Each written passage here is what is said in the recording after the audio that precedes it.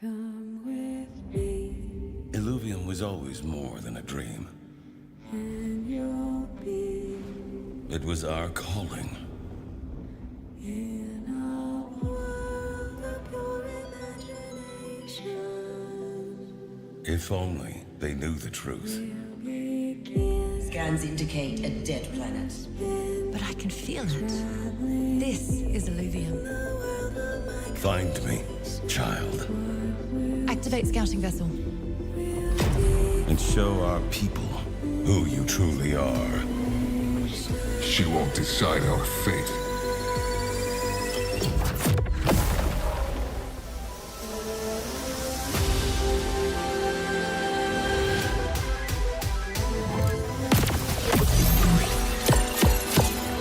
Forgot to charge again, huh? You only just landed. Will you retreat to safety, chasing paradise? Or will you follow me and fulfill your purpose?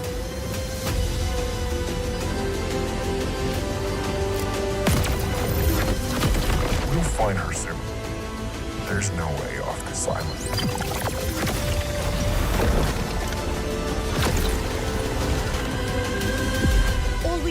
blindly follow orders. I need to know how this ends.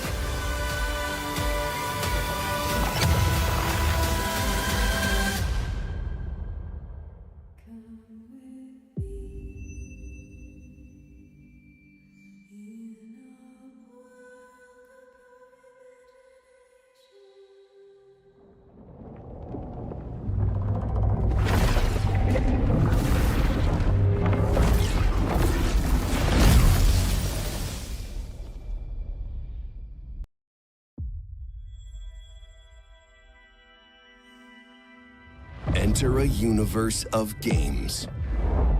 Mine and harvest resources that power your journey. Customize your unique ranger. Explore vast regions. Discover countless mysteries, rich lore, and complete your missions.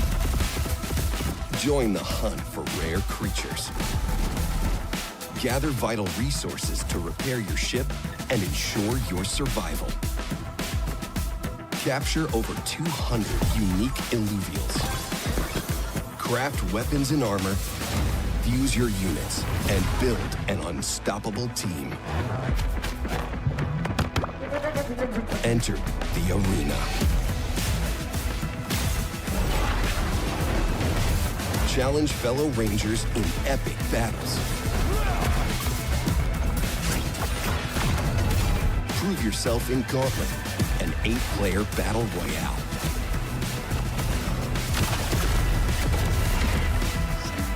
Climb the ranks and claim your glory. 3 games, 1 universe. This is Illuvium.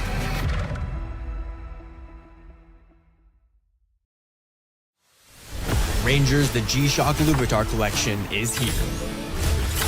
This epic collaboration brings 108 Illuvitars ready to find their place inside your album.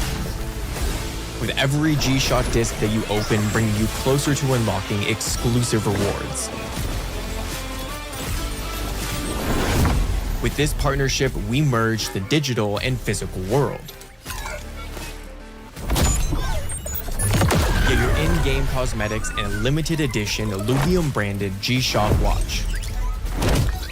Get ready, Rangers. Sale starts December 9th.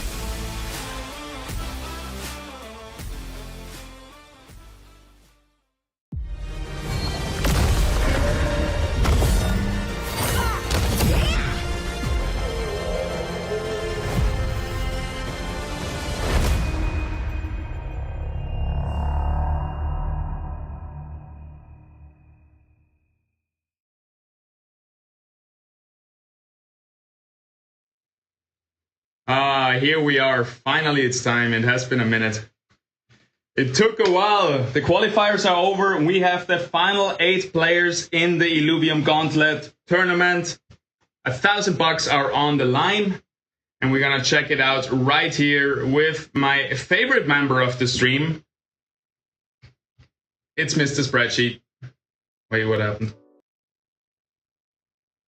Mr. Spreadsheet right here is gonna...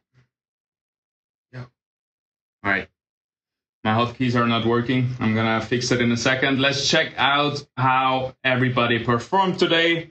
So we're still sorting all those players in the top 32.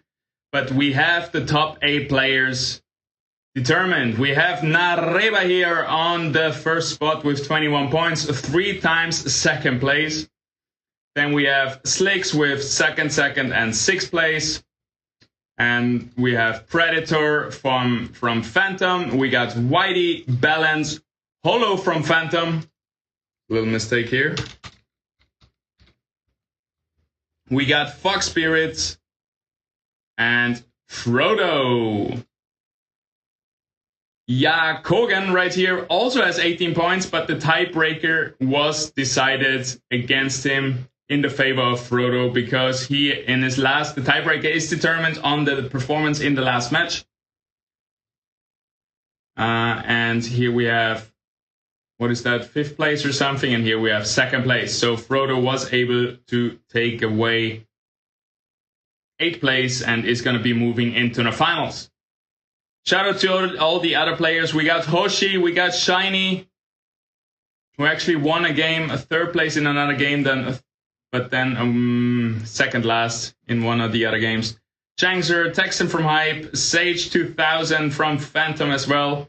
Lemko, Apso Japan, Samudra, Siren from Phantom, Brew Crew, Neo, Patat from Hype, Element, Quants, Anubis, Torquis, Prodigy, Rusty, Backdraft, Buini, Swins, Al Nerdinho, and Rebecca right here. Those were our top 32 players, and we're still gonna sort it out, but you can see it here on the scores, who was the top performers in those games. Congratulations to our 8 finalists. We're gonna be moving into the finals very soon. I'm just gonna tell all the players to start their streams, start their games, get ready, and then we're gonna see who is the true champion of Illuvium, who can take home the win, and who can take down a huge prize money.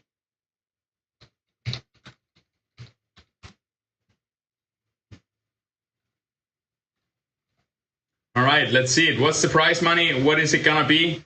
We have 1st place $300, 2nd place $200, 3rd place $150, 4th takes home $100, 5th place gets 80, 6th place 70, 7th place 60, 8th place $40 for a total of $1,000 distributed in this tournament. So let's see. So far, our top contenders have been Slicks right here and Fox Spirits. They both made it into the finals again. I think those are the 2 players who have won the most of our tournaments and who have probably won the most money in general in tournaments. We have Whitey right here. I haven't seen him in a while. He actually won the guild tournament and probably took home more money than those 2 guys combined for his guild, because there was a lot. There was like $50,000 on the line in Kieran's guild tournament. So that was nice to see.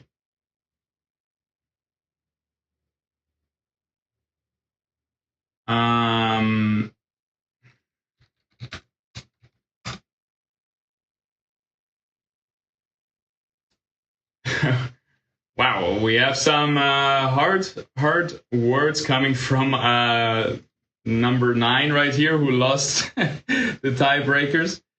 He just earned himself a permaban by flaming really bad stuff to the admins. I mean, we have to decide it somehow, right? There are 5 guys with 18 points, and the tiebreakers, as it has been stated in the rules, are going to be decided on overall best game, which was 7 points for all of them, or for both of them. And then a second tiebreaker rule was performance in the last match. Here only 4 points. Here we got 7 points. That's why Chuck Hogan is out, Frodo is in, and Chuck Hogan will be out for a long time. And yeah, it's a tough spot to be in, but yeah, you shouldn't flame the admins. That's usually a really bad thing to do.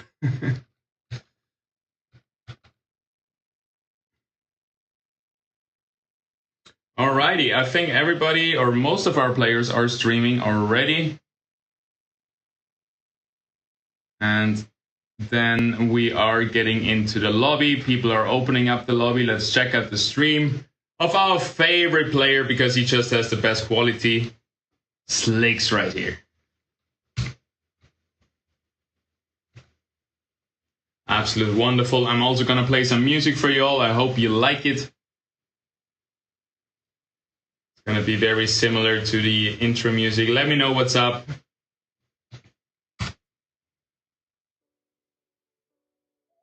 Working? I'm not hearing anything. Wait, let's play a different playlist here.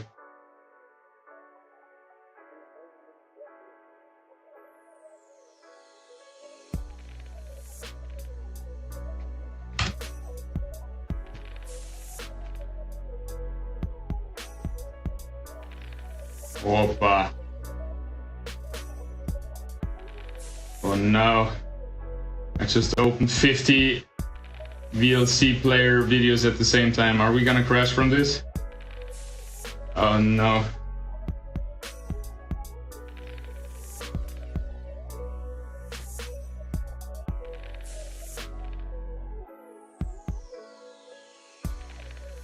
Sheesh.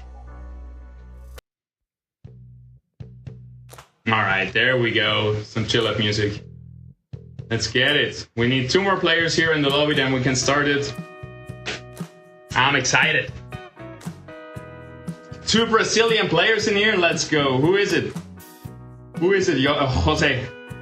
Jose do Iguito. Who is the 2 Brazilian players? Let me guess. It's Predator? It's definitely Nareva. I don't know who is the second one.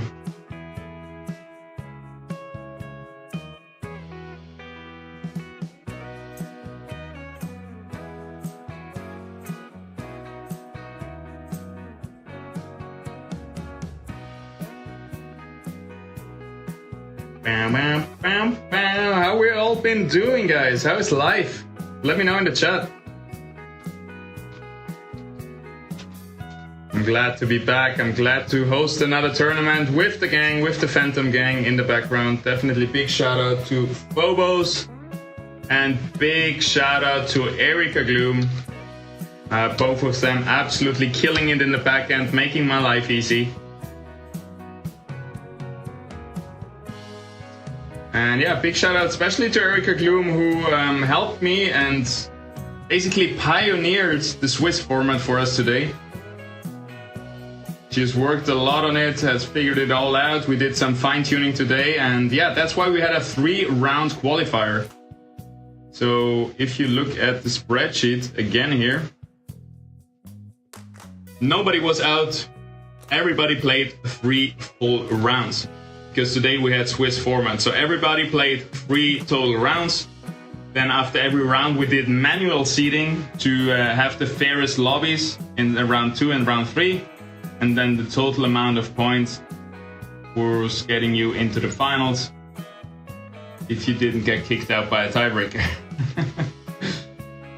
But yeah, I think we have a bigger sample size like this. It's not like one game you're out. It's not like a lot of best of ones. It's actually a best of 3. So it looks pretty good. It's gonna be even better, this format, once we have a bigger sample size with more games. But for now, this was pretty decent. Not too bad.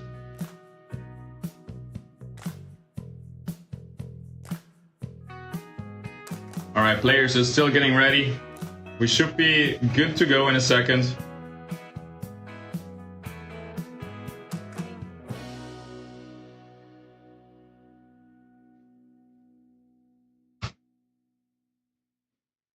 We should be good to go in a second. We're just figuring out the last few details. Also, I'm just spamming all the channels with... Oh shit, I think I got muted in Discord. I tagged everyone. I tagged everyone and they didn't kick me out? What? Are you gonna kick me out in a second? How is that possible? I was able to tag everyone in Illuvium Discord. Usually that's like a perma-ban or a perma timeout for a while.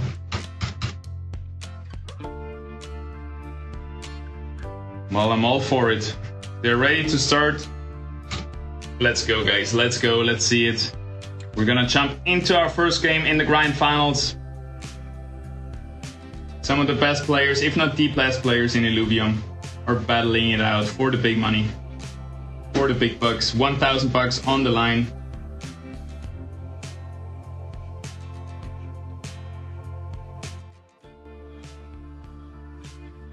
All right. Here we go. I think they're starting in this second.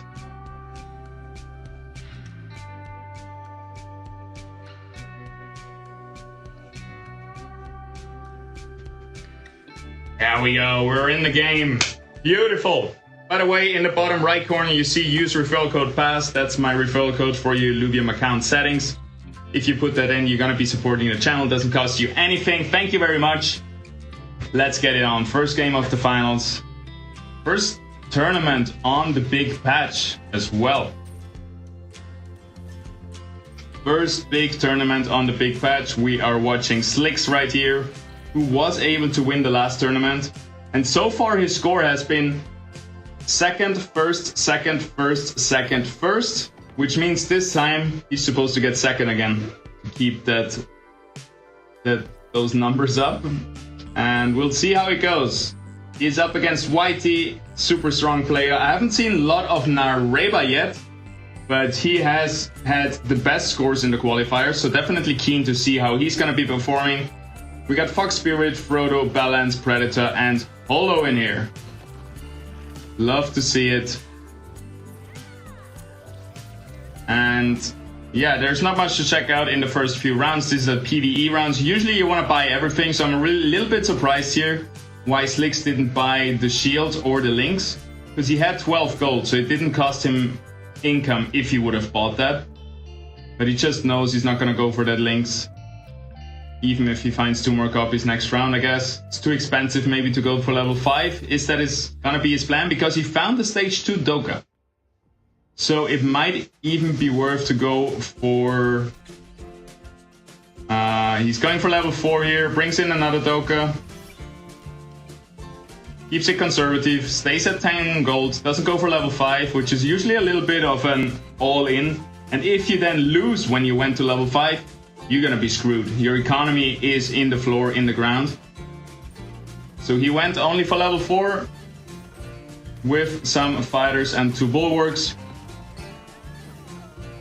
It's looking pretty bad. Those Scions plus those rogues doing so much damage, but now the big boys are still alive, especially Stoker.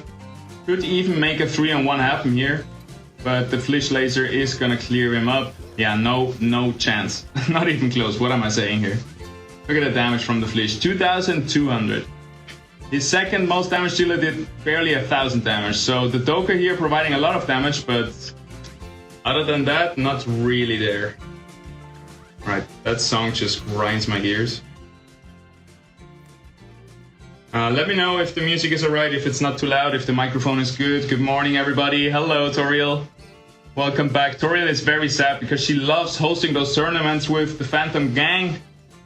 But right now, those tournaments are on are not really in a time zone for the great states of America, or for America in general. So yeah. Toriel will be back and will be cheering on from the sidelines now. And in the summer, our tournaments are gonna be again for time zones US and Europe. So this is not gonna be forever, guys. Right now, we're doing tournaments mostly for Europe and Asia. Some crazy hardcore Americans stayed up all night to play in here, but yeah. We're gonna go back to different time zones in the summer after the winter's over. And we had 40 check-ins with the waiting list. So if we do a little bit more marketing, we might be able to get 64 players in the next tournament, which was very easy on the other time zone, but it might even be possible right here.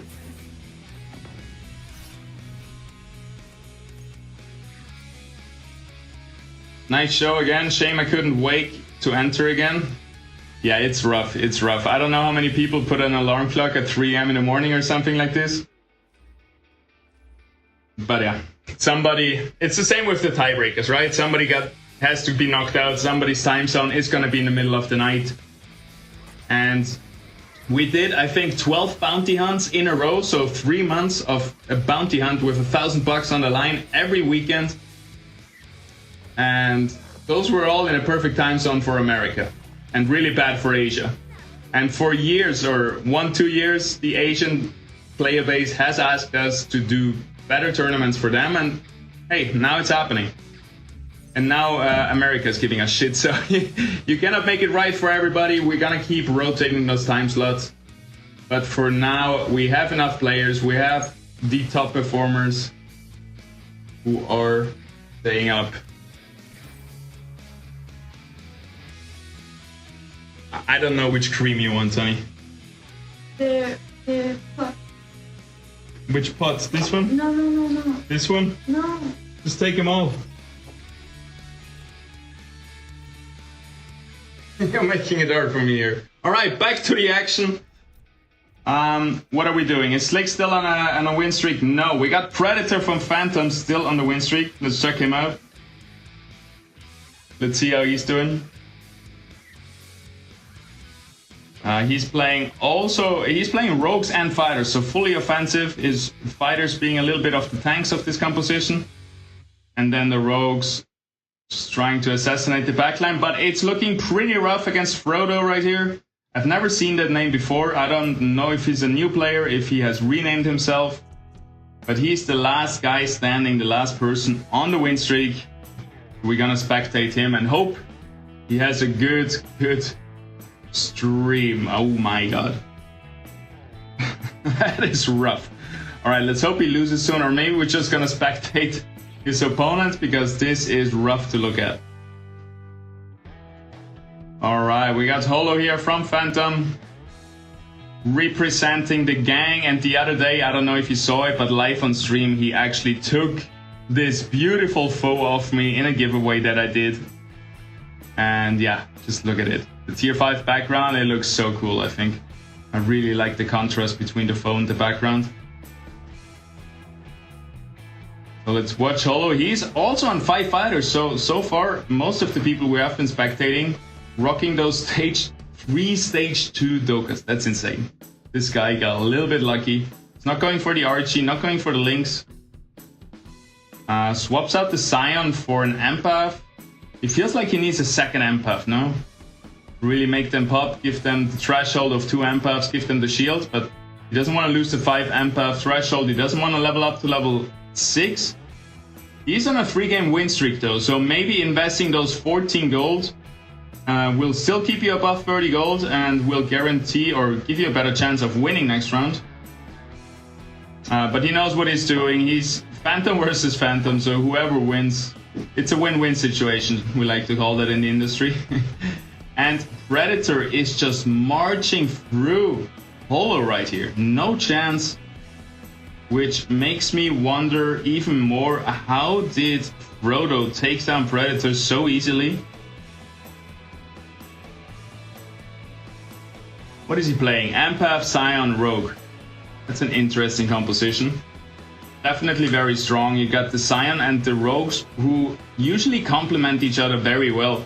Because the Scion flinches, they're gonna shoot down that laser to the furthest target, to the furthest enemy. And those Rogues can be placed to also jump into the furthest enemy. So both of those classes can target the same unit, even though they are sitting on the different side of the board. Crazy setup here. 3 Empath for the tanks. The Empaths giving you a lot of shield in this patch. They just provide a shield from themselves. I heard some people say it's kind of weird that Empaths only shield themselves, even though they're supposed to be supporters, right? Like shielding other people, but hey, it is what it is. Let's check out Witty right here, because it's the opponent of Frodo, and he has a little bit of a nicer stream. We got 4 water. This has been a very dominant build in the leaderboards, in the ranked ladder, 9 water. So let's see if he goes for the full water build. I don't think he's fully locked into any build yet, but water also in the early game is really strong. Because a lot of other early game builds are fire and earth. You have those fire and earth fighters, you have those fire and earth rogues. For example, fire rogues, I think there's like, what, 4 of them? Or 3 of them, and yeah.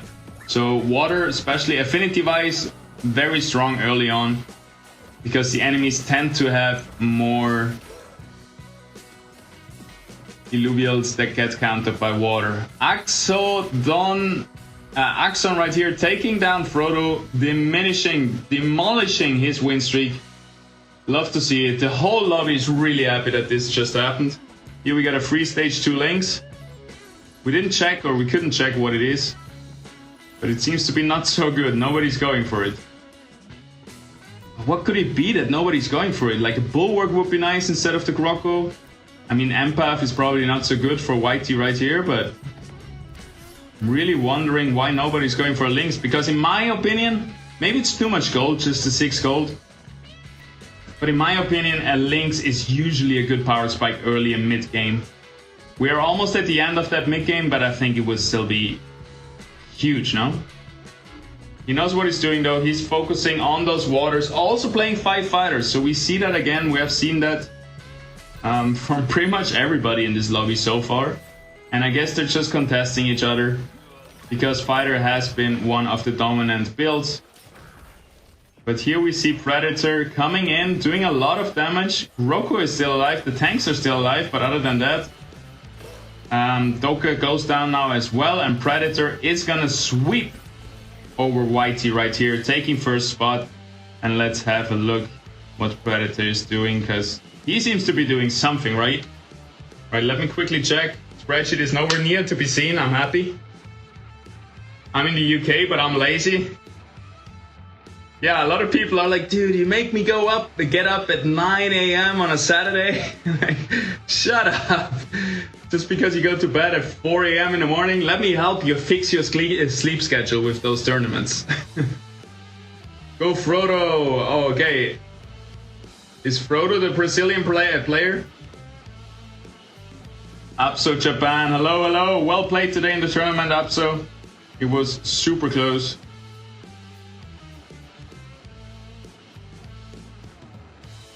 I don't hear any music at all. Should I turn it up a little bit? You let me know, guys. I can make it as loud as you want it to be.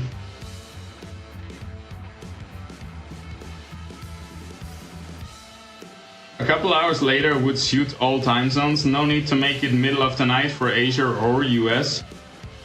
A couple of hours later means in the middle of the night for... it's gonna end like late night for Eastern Asia, right? Plus it's gonna start at like 3 a.m. for West USA. I don't think there's a way to make it work for all time zones. I think it is impossible. A couple of hours later, I don't know, like... what's the time now in Australia? Let me check that real quick. Let's just go with Sydney. Because for them it's now 11. This tournament is gonna go at least for another 3-4 hours. So a couple of hours later would make a difference from like ending at 2 a.m. earliest to ending at like at 4 or 5 a.m. So yeah, I don't know, man. It's hard to choose. I don't wanna screw anyone up, but you cannot make it right for everybody. We have to choose one time zone, and the main factor is the time zone has to be good for me, because otherwise I cannot be sitting here in the middle of the night.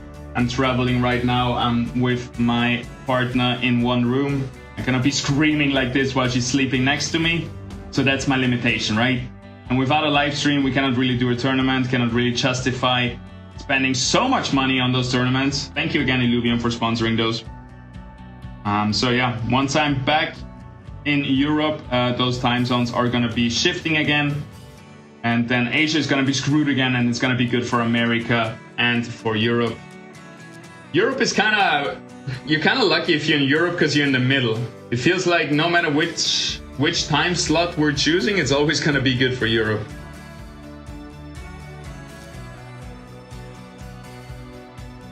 Yep. Alright, we got Predator versus Balance right here. Balance also a Phantom member, doesn't rock the tag though, because I think he is in the he's in the Illuvium mod as well. So he's a little bit torn between. He's rocking no flag, he's a free pirate.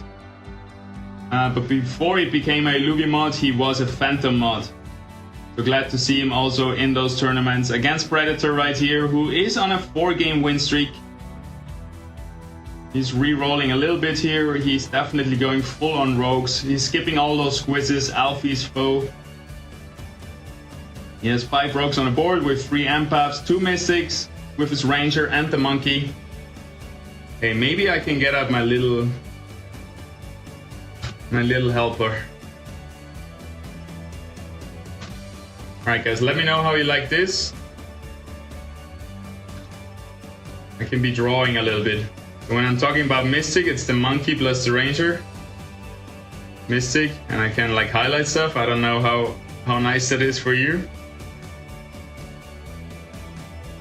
Doing well, doing well. Not bad here. Predator got them all. If we look at the damage done, definitely was a lot by the Chukul. And still sitting comfortably in first spot with that win streak. Looking good. Slicks is second. Same health pool as Holo. And we got Gorilla and Wink here. Beautiful shot for Predator. He's gonna be happy finding those units. Seems like he wants to go for stage 3 mud units, but he's already level 7. Which means he has a not so high chance anymore for tier 1 units. Still 25%, not that bad, but yeah. It will definitely be harder to get those tier 1 units. Well, there you go. Than it is on level 5, for example, where you get the highest chance for tier 1 units. Have fun, see you later.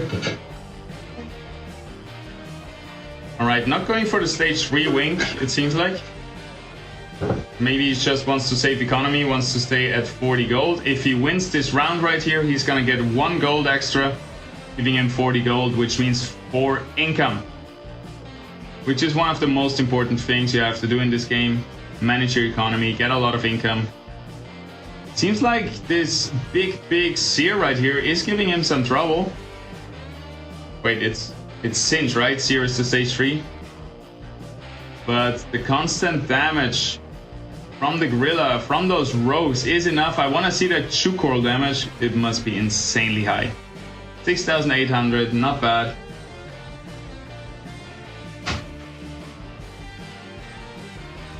Alright, hard decision here on the augments. He went for parasitic. What's it called? Well, you're gonna drop aggro at 60%, I think, and then get energy regen, so that's very nice to keep your units alive. Bounce the aggro a little bit between them. Also, Gorilla resets the aggro of units attacking him by casting his Omega. He's gonna jump to a new unit, leave behind a clone, and that's also resetting the... Ooh, there he goes. He finds his stage 3 unit. Now he just wants the Gorilla to also activate Mud with the 2 stage 3 monkeys right here. The cheeky reposition onto the right side. He keeps his empaths tight together next to each other. He's still looking for this Verminio right here to give him Revenant, to also give him 1 more empath stack. He doesn't really need it though, because he's already on 3 empaths.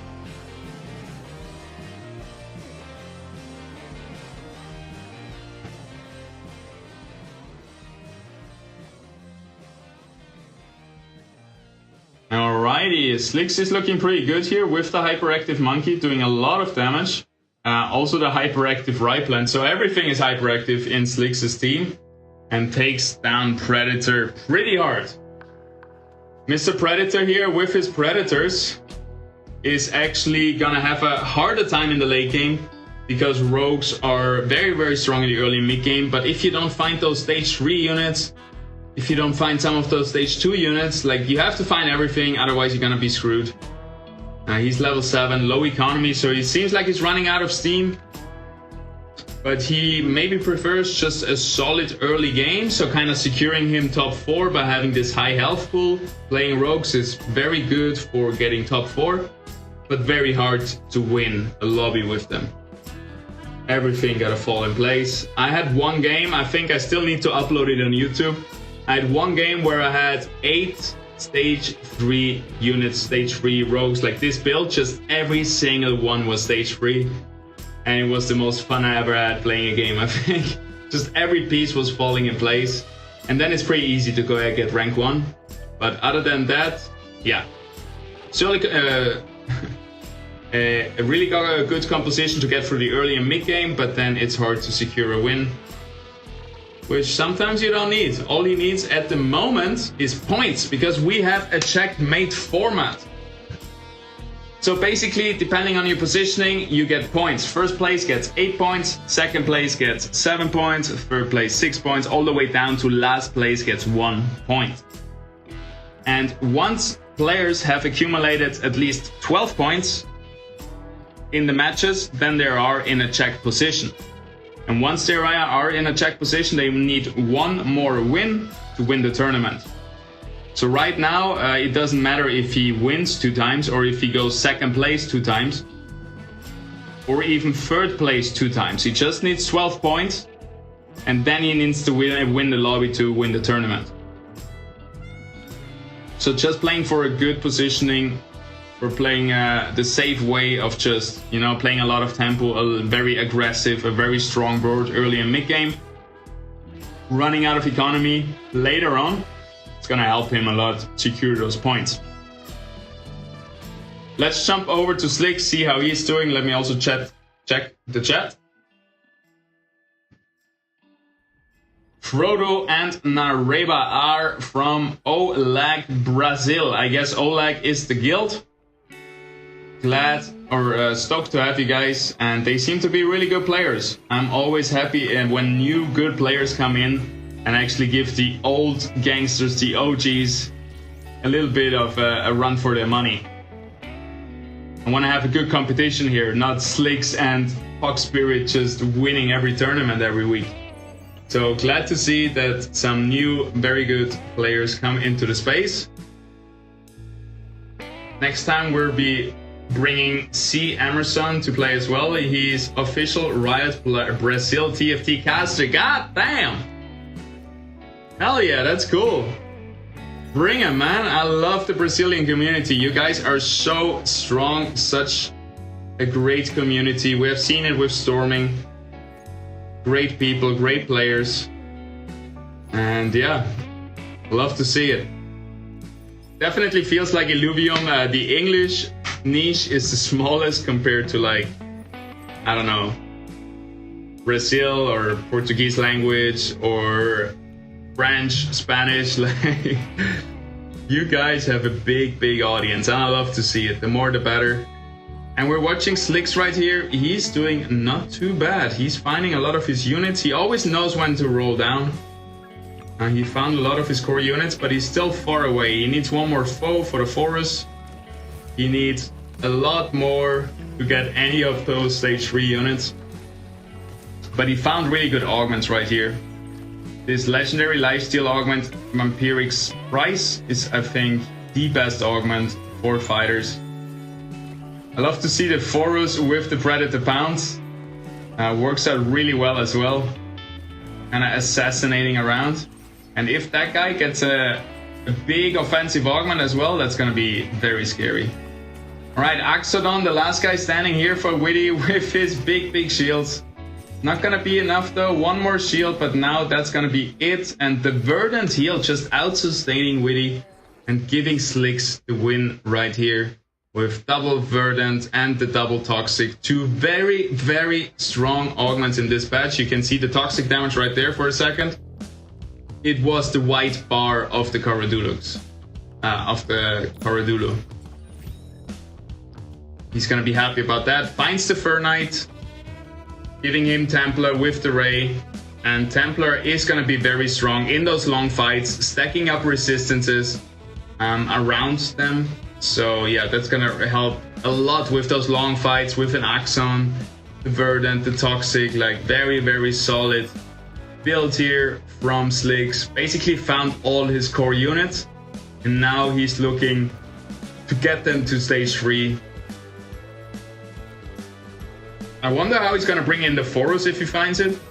Is he gonna sell the Jokul? Probably gonna move out the Monkey until he finds Berserker with Ripelands. Alright, let's see. We got a C4 here from Balance. So low on health, but definitely able to come back if he finds 2 Invokers. Seems like the damage is gonna be enough. Yes, sir. He also found a Mystic Emblem. Oh man, that's like cheating. And he's fishing for the next Mystic. If he gets like 3 or 4 Mystic, that's gonna be very tough for the rest of the lobby. Slicks right here, trying to go for the stage 3 weapon. That is pretty crazy.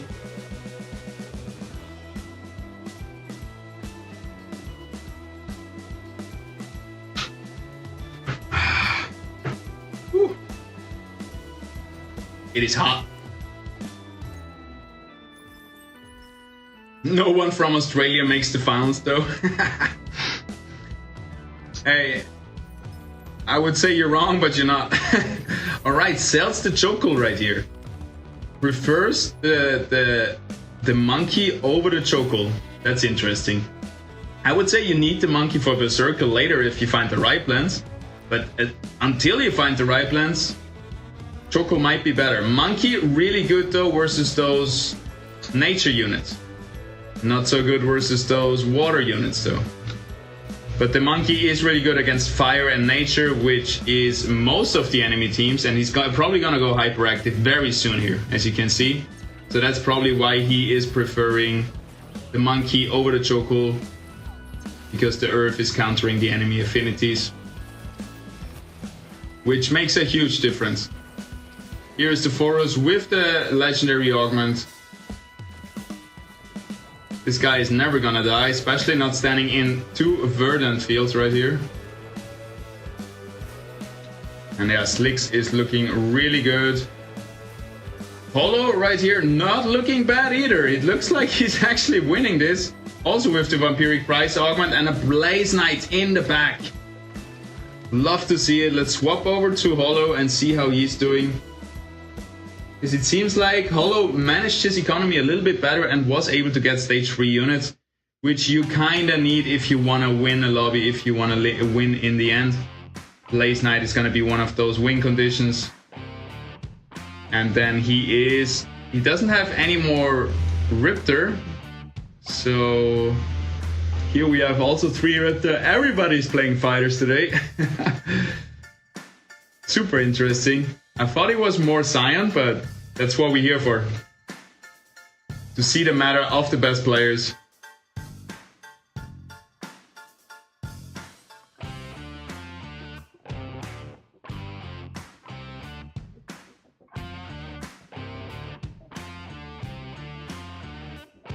Is it purposely leave out the right part of the screen? No, well, half, because it was purposely when it was like this, right? But now it's not purposely anymore once we go full screen. You're right.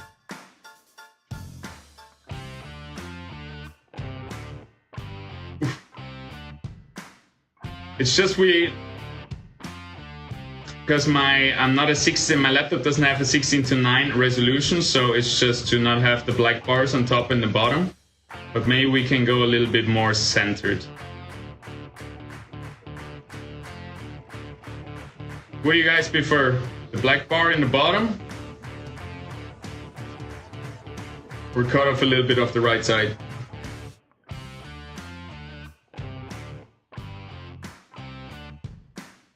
Ba-dum, ba-dum.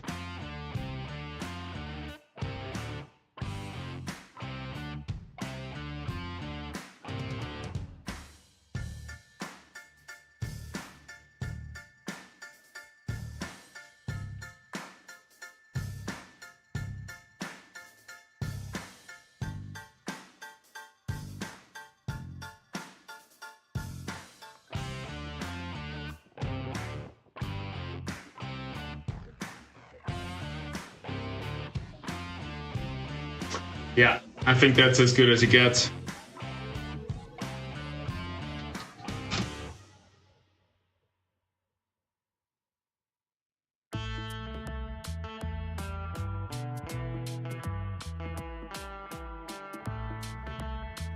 Thanks for the heads up though, Texan. Always appreciate you guys looking over my shoulder, making sure the spreadsheet doesn't jump out of nowhere, attacks me.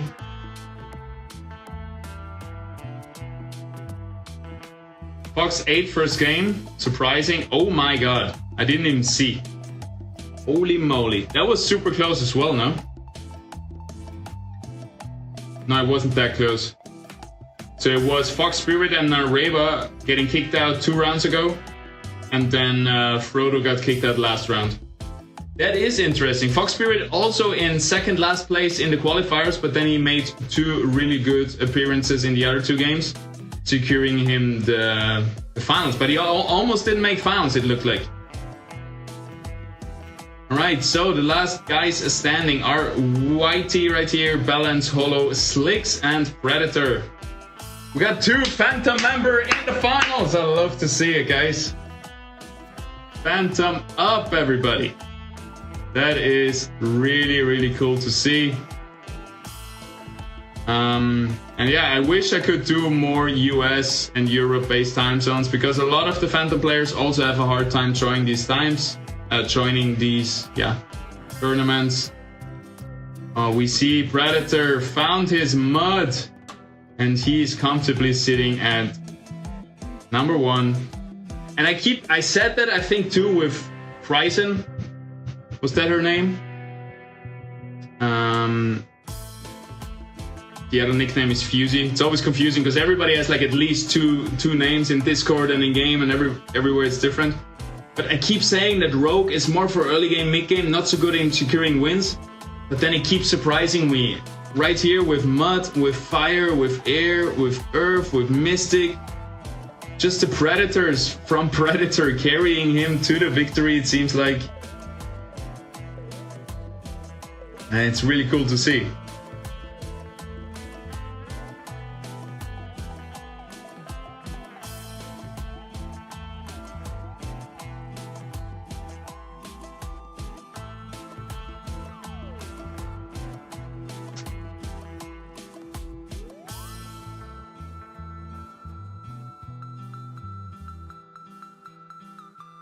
To be honest, the problem was not the first Toxic, the problem is Toxic. Yeah, Toxic is very strong, Mud is very strong, Verdant is very strong, Phantom is very strong, Inferno is very strong. That's what we have been seeing in the last patch. Almost all composites got super buffed. In general, like all composites are like double as strong now as they used to be. And this should open way more builds to be viable. For example, Phantom Inferno is a good build now. Mud is a good build now. If you get 3 Mud, Toxic can be a really good build, but 3 Toxic is bugged. That's why we banned the Toxic emblem. It does more damage than it's supposed to do. I would have almost been against... Wow, that Phantom damage. Look at that. 16,000 damage from the ram fight. Raining down fire onto Whitey, taking him out in 4th place. Love to see it. Predator hitting all he needs. Look at the damage here. Chukul very underperforming now with even 2 augments equipped. Only 2,600 damage. But the Gorilla with Mud. The Monarch with Inferno. And the Ram fight with Phantom doing so much damage. There was a huge thunder. I don't know if you heard that through the Discord. Through the mic. But Thor is slapping his hammer outside. Imagine a tournament where the first 4 players always take their team to the next round. With 32 players, it would take 3 games to determine a winner. Consider the possibilities.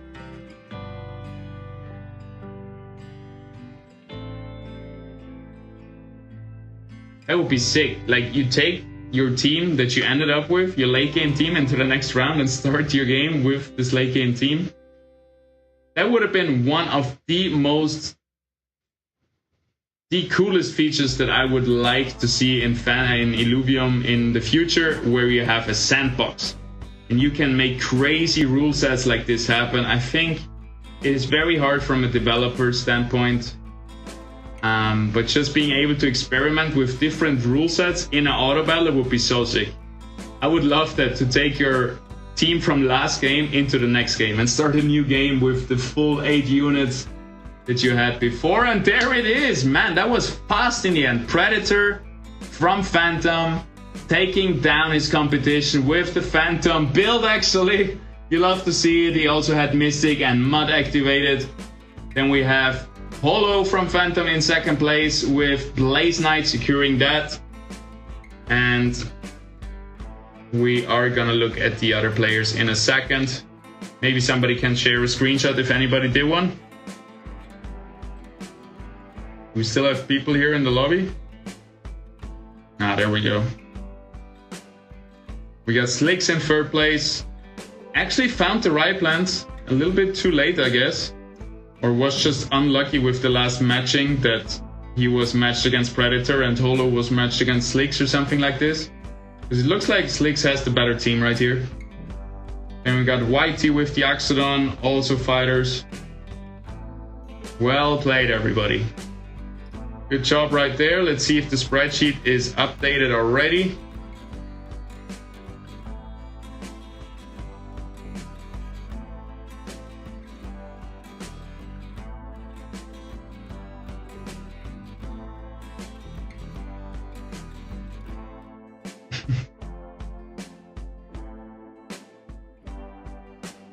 There we go.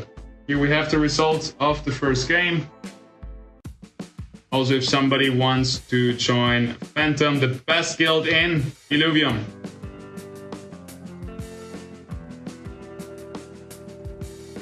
Here's the link.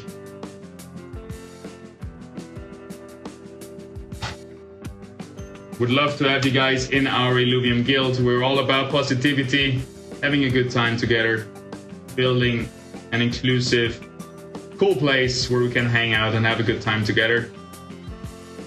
Feel free to join. Everybody can join, even if you're in another guild, even if you don't want to become a core member. And if you want to become a Phantom member, just put that Phantom tag in your name and tag me so I can give you the role for the core member. Fighter rules, it seems like it, but then Rogue and Phantom ruled even more. And yeah, we are good to go. New lobby is being started. We're just gonna... Do we even need a break?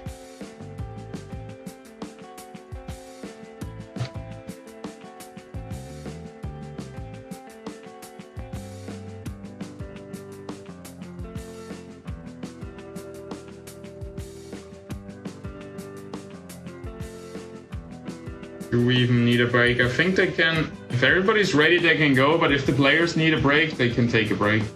I think the players are on a break, so we're gonna go on a break as well. See you guys in a second. Thank you everybody for being here. Don't forget to like, subscribe, follow, do all the things that help pushing out the stream, get it to more players, get it to more people, so we can have more players in the future, 64 player tournaments. More viewers means more prize pool in the future. So thank you for being here. Thank you for supporting my content, and I see you in a second with round 2 of the grand finals in the Phantom Gauntlet Clash number 5.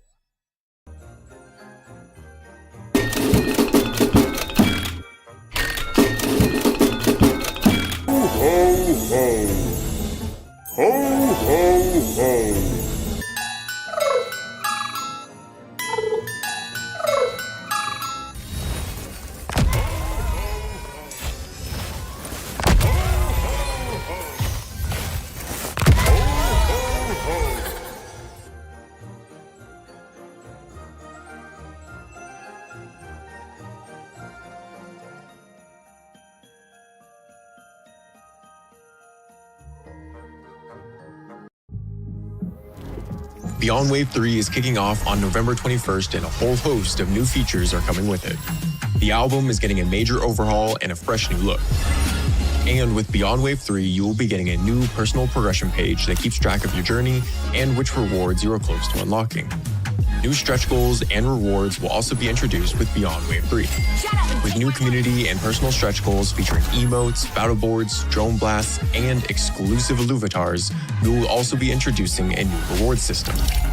Instead of relying on a number of disc spot, we will rely on a point system. Every standard disc will give you 1 point, every mega disc will give you 6 points, alpha standard discs will give 3 points, and alpha mega discs will give 27 points. This way you can see an updated point score with every disc that you open. We're also excited to introduce new leaderboards and rewards. The Set 1 leaderboard will see an increase in rewards, and we're also introducing a wave-specific leaderboard that will last the entire wave. Over 3 months of competition, players will be vying for a growing prize pool that will reward the top 250 participants by the end of the wave. As more ETH is spent, the prize pool will continue to grow, creating a substantial reward everyone will be excited to compete for. We will also be crowning a wave winner, who will receive a special, one-of-a-kind Illuvitar to commemorate their achievement. For full details, be sure to check out the blog post linked below. Wave 3 brings a ton of new changes to Illuvium Beyond. So get ready, Rangers. Wave 3 is kicking off on November 21st.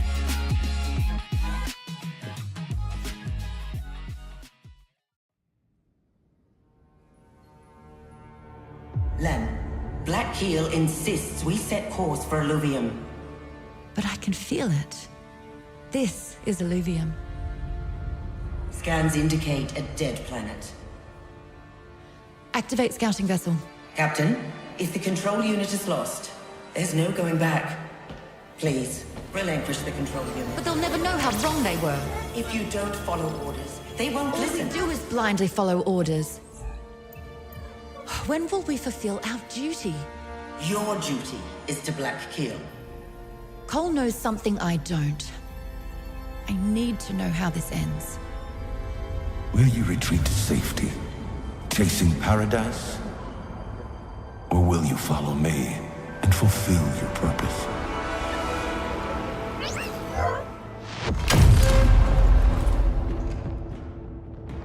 Officer Herc, let me resolve this peacefully. Enough. She won't decide our fate. Do it now. Commencing decompression. I'll be back. Airlock breached.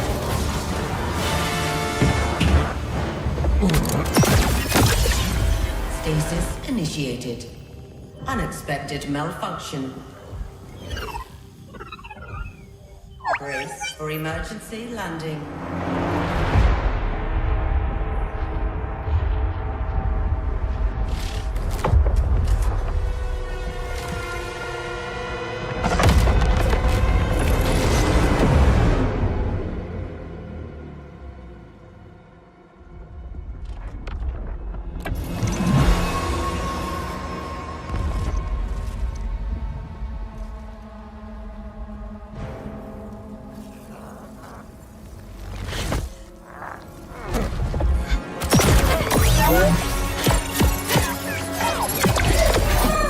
Forgot to charge again, huh?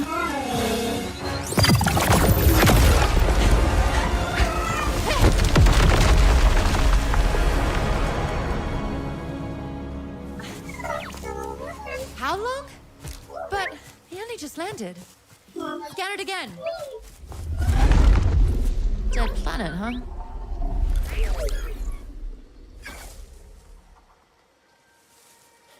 Cole was right.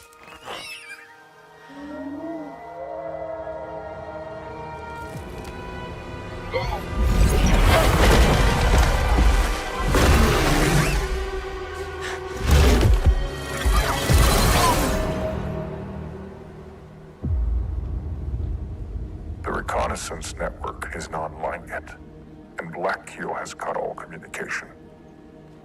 Starless void. We'll find her soon. There's no way off this island. Retrieve her control unit and rebuild the Leviathan.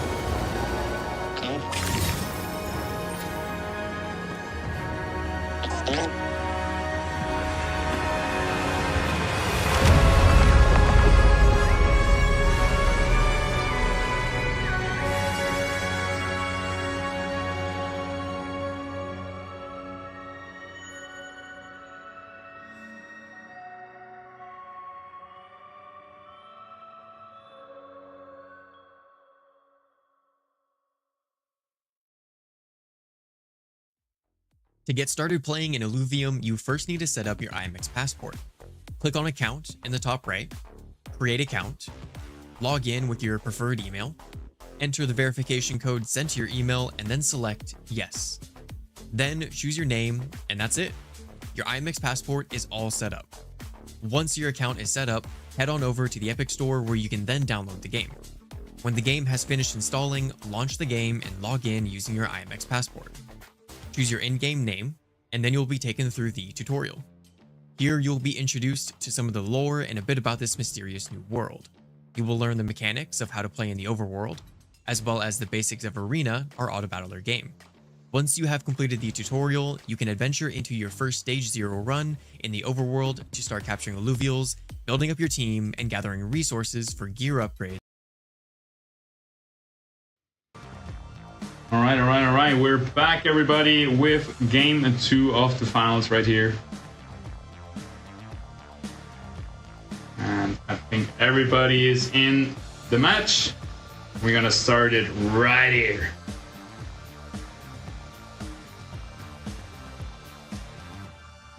A quick sneaky look at the spreadsheet. We have Predator in first, Holo at second, Slicks in third, YT, then Balance, Frodo, Nareba, and last Fox Spirit, one of our favorites. So definitely he's gonna try his best to come back right here. And you need 12 points to be in check position to be able to win the tournament with another win, which means Predator only needs what is that? Second, third, fourth, fifth. Predator just needs fifth.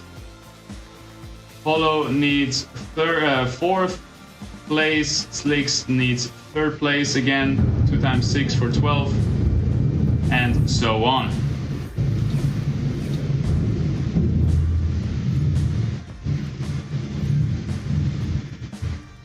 All right, let's see it. Let's see it. We're gonna start with Slicks right here. In the Winter Wonderland Illuvium Battleboard skin. You love to see it. This is the standard skin, by the way. Didn't have to pay anything. It's just a nice little winter event from Illuvium. Putting everything into snow. To be 100% honest with you, I haven't even played Overworld since this update came out. I'm so focused on Gauntlet. I do want to make another Overworld stream. I have a bunch of Illuvials that are ready to fusing. So we're gonna have an Overworld stream very soon, fusing some Illuvials. But what I wanted to ask is, in the Overworld there's no snow, right? It's just a battleboard. That would be crazy. I would have seen screenshots about that. That would be so cool though, if everything was covered in snow, but that must be a ton of work. You could make it with the eye or something, but it would probably look like shit, so you would have to manually dress all the regions. So what do we see here from Slicks? He's playing Air, Water, Rogue, has a lot of synergies activated. He's versus YT right here with a solid corner positioning already. But usually so early in the game, the Rogues, especially if it's 4 of them, they should be able to get through. And it looks like that's gonna be the case. Very close though. But especially those air units were really good against the water units from YT. And Slicks takes the first round, so does Frodo, so does Holo. And now we're gonna see Fox Spirit versus Balance. Who is gonna take that win? I don't want to swap, because as soon as I'm there... Man, they both play full empath, or what's happening over there? Okay, Balance takes it. Wait. Who was it? Oh man, my brain is already fried. There's so much going on. I shouldn't take a break too. I didn't go anywhere. Should have stood up, get some fresh air.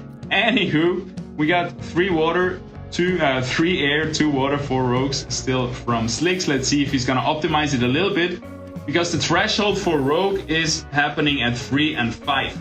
So 4 right here doesn't give you extra bonuses threshold wise.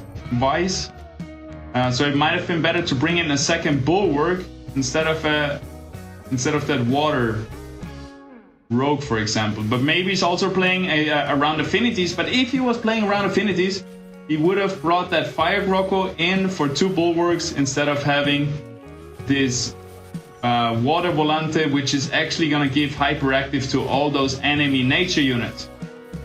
So he wasn't playing around affinities. He wasn't playing around the thresholds, and maybe that's the reason why he lost, and Frodo is gonna stay on the win streak right here. Now he's hitting naturally 2 units. That is a little bit sad, because he would have needed this just a bit earlier. Now into 5 rogues though. It's gonna stabilize, and it looks like he's gonna take a page out of the playbook from Predator here, pushing for those rogues, definitely also wanting to contest the rogues and not giving Predator another free win right here. Let's see how Predator is doing, our last winner of the last match. Let me also check if there is no spreadsheet. Yeah, we good. This is haunting my nightmares. Alright, we are on Predator. He has 3 air, 2 earth, 3 fighter, 2 bulwark activated. Not going for Predator this time, but he has already a bunch of them on the bench. So he might still want to go for it. He's just playing whatever cards he is dealt. And he's having a jolly good time here with his mouse. He's probably bouncing to some beats, having some good music playing. Temporal Safeguard, really strong, but he's locking into physical penetration. A bunch of units here active. Yes, a Doka, but overall, not the best. Didn't find a lot of stage 2 naturally. He's still playing the small bulwarks. He's playing 1 Fleesh, just for a little bit extra burst damage. He wants to buy that monk here, so he has to sell something from the bench. And the players in this finals really seem to value those Grokkos. Everybody's going for the bulwarks, and I'm gonna try to copy that in my ranked play, because I think Grokko is my least played tier 0 unit. Usually I just end up playing some empaths if I need tanks instead of Grokkos. But it's nice to see that Grokkos... Oh, somebody locked himself in here with the Volante. It doesn't make too big of a difference, because Leaks has a lot of those stage 2 units, has a lot of power spikes. But also Predator has not the worst units here. Another laser doing a good amount of damage, but yep, Sleek's got him. Cleaned him up real nicely. In a second we will see the scores on the right, and then we'll see if somebody is still on a win streak here. We got Frodo, our Brazilian crowd favorite, still on 100 health, going strong. Frodo from Hola. I love me some buenas, hola. My Spanish is worse. No, my Portuguese is worse than my Spanish, so sorry for that. All I know is tudo bem, tudo bem, tudo bem. And a little bit more, but yeah, let's not get too much into this. By the way, all of our 8 finalists, you know what they have already won? It's Discord Nitro. I've talked to Illuvium, and they were in favor of giving everybody Discord Nitro with the prize pool. So yeah, next stream, if we have any of those players in here, they're gonna have Discord Nitro and hopefully a really, really good connection, because I cannot look at this. As much as I want to keep watching Frodo, I need to watch his opponents because the stream quality is just too bad. And Nareba looking a little bit better. So he's going up against his guild member right here, both from Ola, both from Brazil.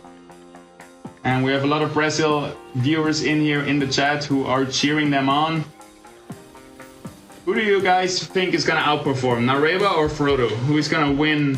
Who is gonna have a better placement in the end? Do you have favorites among your both players, or you don't want to call favorites there? It looks like Nareba might be able to take down Frodo's win streak. That's a backstab from his teammate. It's gonna be so close. Wow, that Fire Atipo is so tanky. The Nature Doka couldn't get through him. Also, Nature Doka has to sustain Augment, but was the last unit standing. To kind of tank being focused last didn't help much there. And that's it. All the win streaks have been broken. Let's go to Balance right here, which we haven't spectated yet. He is currently sitting in spot number 1 in this lobby. And he has a decent choice of Augments, Power Ascent, definitely one of the best. My favorite Illuvial to put that on is the Fury line, Fury, Furiox, Scoriox, because they take value from the attack damage. I think it's also crit and Omega Power. So So you got a little bit of everything, which sometimes is hard to really utilize, but you can do that very well with rogues, and also with something like an Arcanite Furiox, which is a combination out of fighter and Scion. Fury starts as a Scion, on stage 2 it becomes an Arcanite, which now is very achievable or very accessible due to this Boomerang stage 2 also being Arcanite. It's usually a go-to weapon for many players. And then at stage 3 at Scoriox it becomes a Magma, and you could pair it up with a Singed or a Singe at the stage 2 Pangolin line, who also has Magma. This is looking rough for balance though, and it seems like Fox Spirit with the corner positioning is going to be taking him down. Fox Spirit last place in the first game here in the finals, so he is definitely trying his best to come back and give himself a chance. Let's see how it is going for him. He was on a decent win streak until 2 games ago. Oh, he's got to be happy about that. He found the squeeze. He's going to itemize, augmentize it right away. Has a Stoic Lynx as his tank, which is super good versus all these rogues he's facing. He even still got an Earth token here, just because it gives a decent amount of damage, decent amount of sustain. Does he have Mystic activated yet? I think he just found the monkey, right? Here comes the Alfie as well, replacing all the Flishes. Brought in the 2 tier 5 Scion units. And I think Alfie damage is gonna outperform the squeeze, so it might have been better to redo the augments onto the Alfie. But we shall see in a second how that goes. Down to 30 gold though, definitely invested a little bit to stay high up in health, bring a strong board.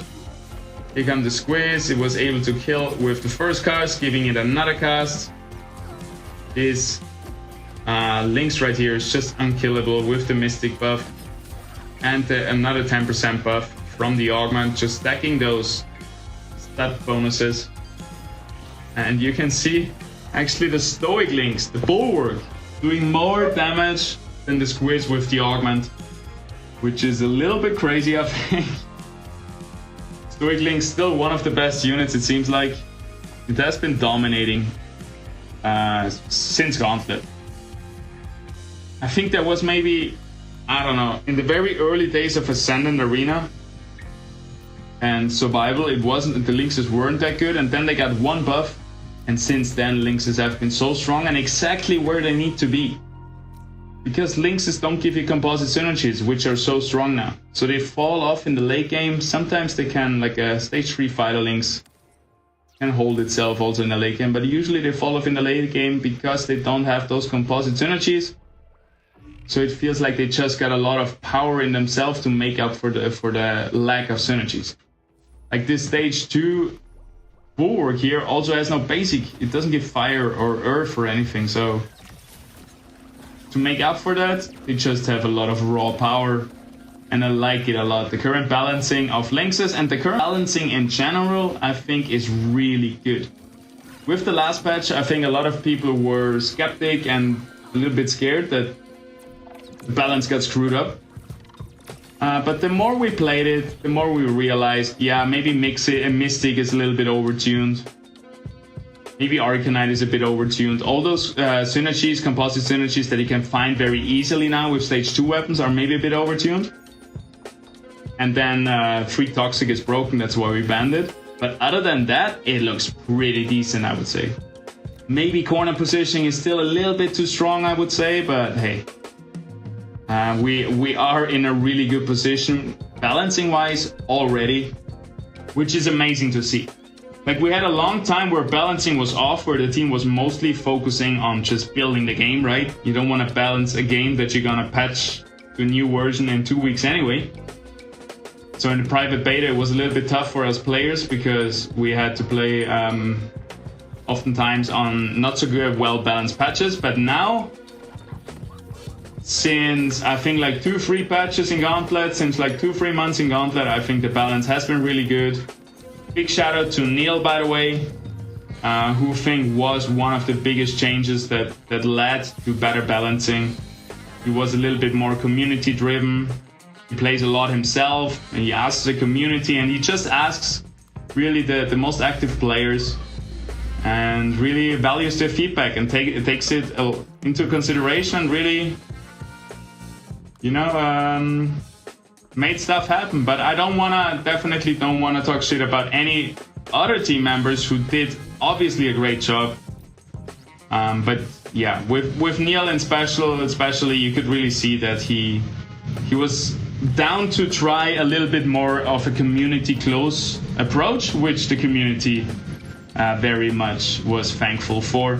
But yeah, big shout out to all the other developers in the back and all the other designers, QA and so on from Illuvium. You guys are absolutely great, and we're all gonna make it. Shout out to Miko, who wanted to come on stream like he did for one tournament, and I hope we're gonna get him back, but not today, I think.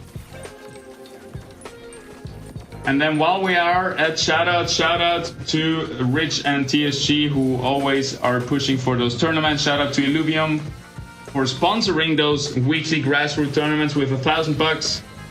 So cool to see.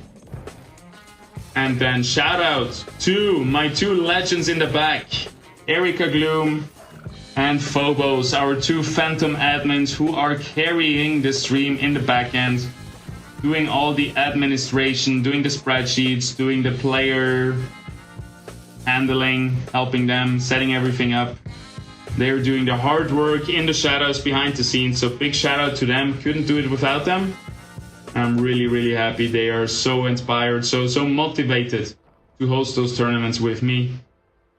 And I'm really grateful for having such a motivated, great team that is also very capable of doing anything they need to do to make this stuff happen.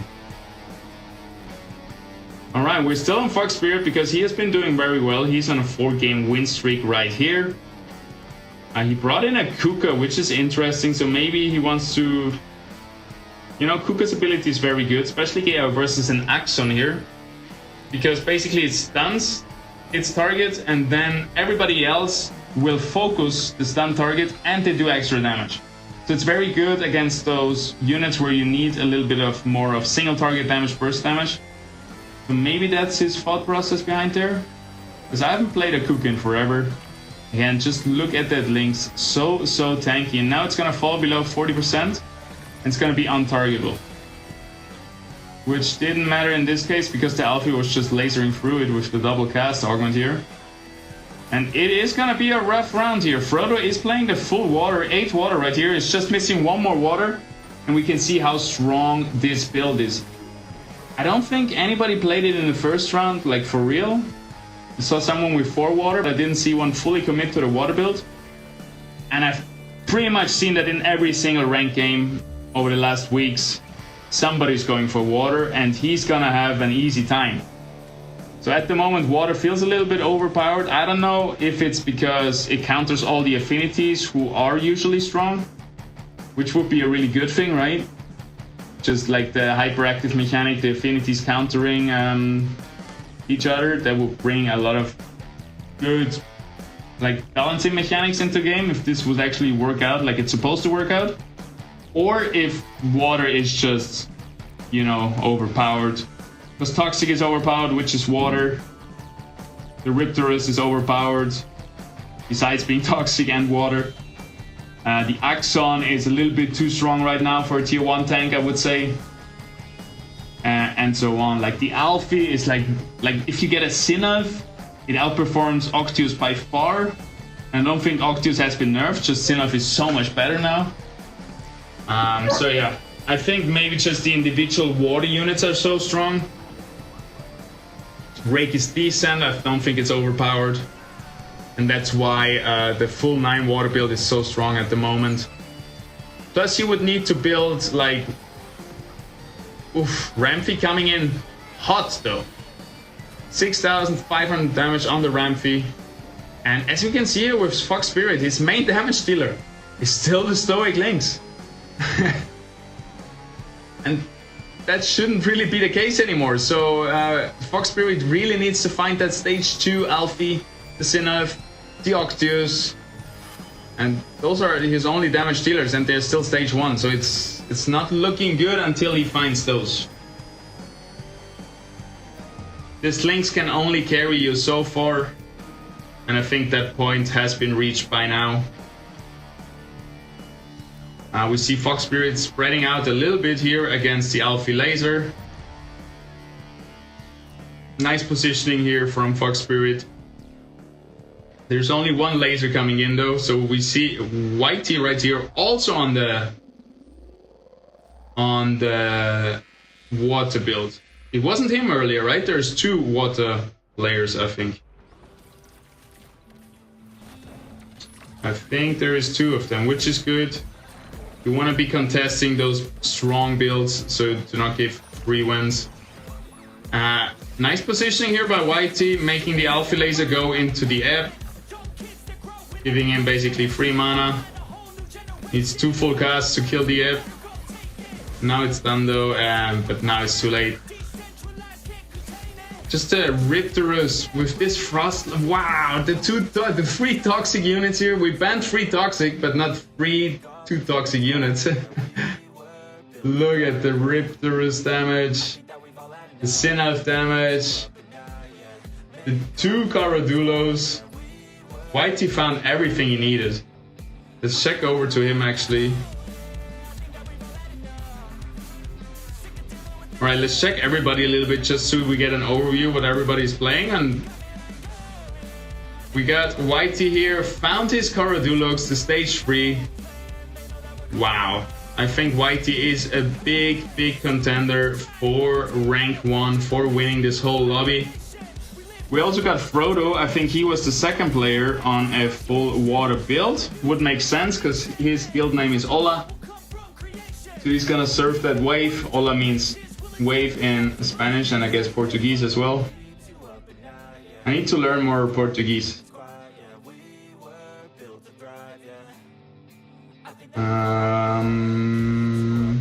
Alright, we got the legendary augment phase here.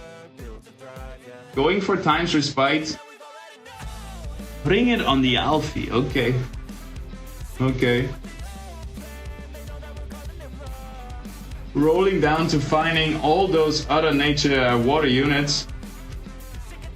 He does want to find that 9th water unit, I guess. And there he comes. Oh, the Rake. Are you gonna put in the Rake over the Scarabok maybe?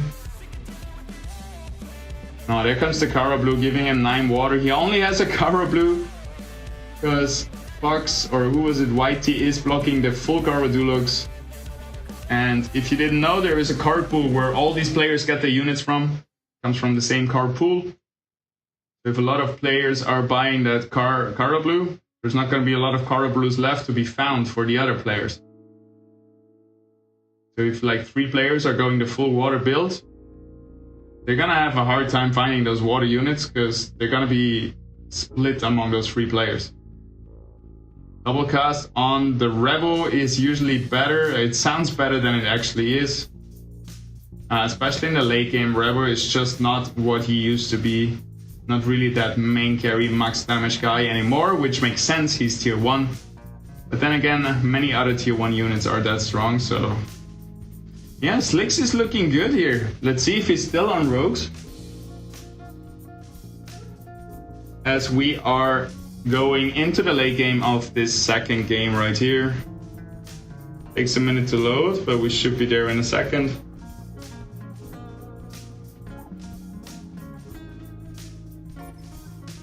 Empath Bulwark's no good. I haven't tried Empath and Bulwark. Usually you need a damage too, so you need Fighter, Scions, Rogue, something like this, you know? Need some damage dealers. Empath Bulwark, not enough to kill. Exactly. Jackson got you.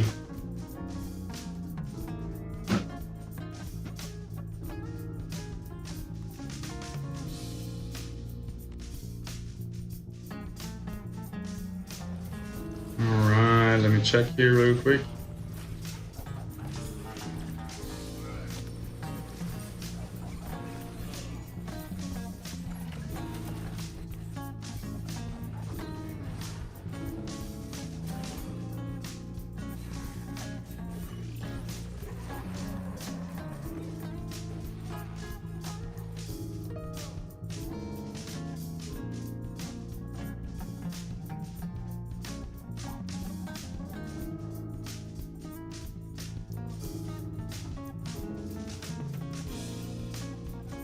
Alright. Alright. I was just checking messages. Sorry if you didn't see the screen for a minute. We're back.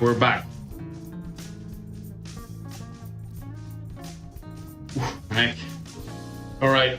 So, what we got? Slicks here on the ramp fight. He basically is playing the rogues the Predator was playing earlier, but he's playing a different build. He's not playing, well, actually he's playing pretty much the same build, but he doesn't have a Monarch, so he doesn't have Phantom online, so his ramp fight is not gonna one-shot the whole enemy team. He did find a Predator emblem though, so we got 3 Predators, 7 rogues, very strong.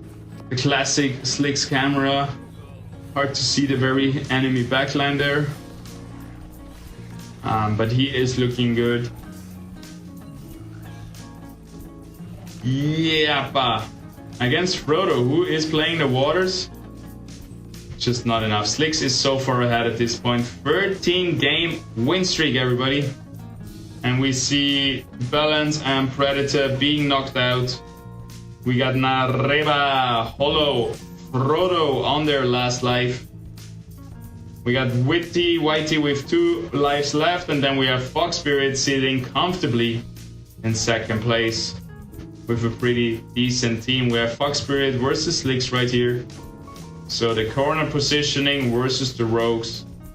And with the ramp fight is a pretty strong corner positioning counter. But without Phantom, it might just not be enough damage to actually do enough damage to the corner positioning. And sometimes when you get like a big AoE damage into the corner, you're just gonna give them free mana. Nobody's gonna die. And we're gonna see how it works out right here. I think Fox Spirit is gonna position into a corner. I don't think he's gonna stay spread out. He might wanna stay spread out against the ramp fight. He was playing the 50-50 and he didn't get it, so let's see how long it takes for Slicks to wreck through his unit. It goes pretty fast, eh? The 3 Predator do extra damage in the beginning of the round, so they get like an instant kill. Yeah, no chance. Slicks is just marching through Fox Spirit's units, and it was closer than expected. Just 2 units left alive from Slicks. But yeah, again, Slicks with this win streak was able to build up such a big economy. But now he's just fishing for those stage 3 units and is so far ahead of everybody else. He's sitting comfortably in first position. And I would bet that he will take this win home. I think Nareba just got knocked out in the last round. 6th place, well played right there. We still have Frodo, Hollow, Whitey, Fox Spirit and Slicks in the game. 7 rogues, 3 predators, 2 mystic, 2 empath is what Slicks is playing here, and it is looking good. This has won the last lobby. Seems like it's gonna win the next lobby, and this is mostly to the fact that nobody else is contending it. But this time Slicks didn't even get stage 3 on it. He only found the monk here, the Apon, stage 3 Apon with mud. He didn't find the stage 3 gorilla for actually activating mud. He didn't find any stage 3 units, and still is performing so good. And I didn't think that was possible to actually pretty much win the lobby without finding all those stage 3 rogues. But Slicks is proving us different right here, and also Predator in the last game was proving that to some extent. He found some stage 3 rogues, but yeah, he was also able to dominate the lobby just with the basic rogues. And I'm curious if anybody even can take Slicks off his win streak right here. I don't think it's gonna be Hollow. It might be Hollow. But Hollow, he's playing against the Ghost Army of Hollow. So Hollow did not reposition his units for Slicks, which makes it very easy for Slicks to win this round. Hollow found the stage 3 Matu though, so I would assume he's winning on the other end. Yep, easy win right there from Hollow versus Fox Spirit. He's gonna feel good about that. Frodo getting knocked out in 5th place. Hollow making top 4. And we see the damage. The stage 3 Matu is just carrying him. Did less damage than the enemy Octius. The Scoriox just doing 3000 damage, getting one shot by the Scion. So definitely a positioning advantage here from Hollow, because it seems like he was up versus a stronger team than himself. Just Scorios and Octius, if the Scoriox was somehow able to survive, he should have melted through Hollow's team. But the Mammoth, such a strong unit. Whoa, I'm getting a bit of a crash. I'm sorry for that. So yeah, we got the Mammoth, which is such a hard carry. It tanks so well, but it also does so much damage, as we can see right here. Top damage performer, which is surprising every time I see it, because it's also a really strong tank. So it should maybe not do that much damage. Then after all, it's a stage 3 tier 4 Illuvial, so one of the strongest, one of the rarest, and most expensive Illuvials in the game. So it's probably fair for him to be performing that well. And outperforming a tier 5 stage 2 Sinnoh right there. Insta kill on the TNT, doesn't matter too much for Hollow. What's important for him is that this Furiox stays alive, which has the consistent damage that he needs. Untargetable right here, which is a really good augment, and we'll see Hollow with genius positioning. He shouldn't have been able to win this, but he was able to take down Slicks. Take down Slicks' 17 game win streak? Well freaking played, Hollow. I would draw my hat.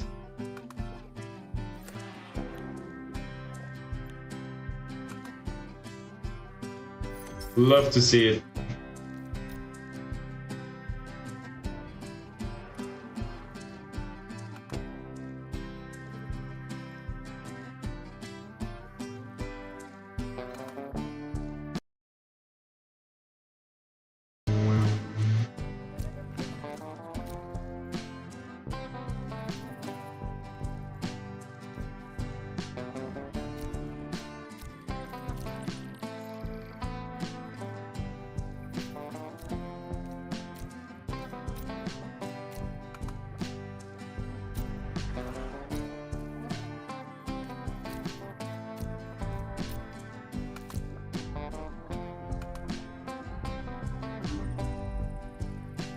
Just checking some settings, give me a second.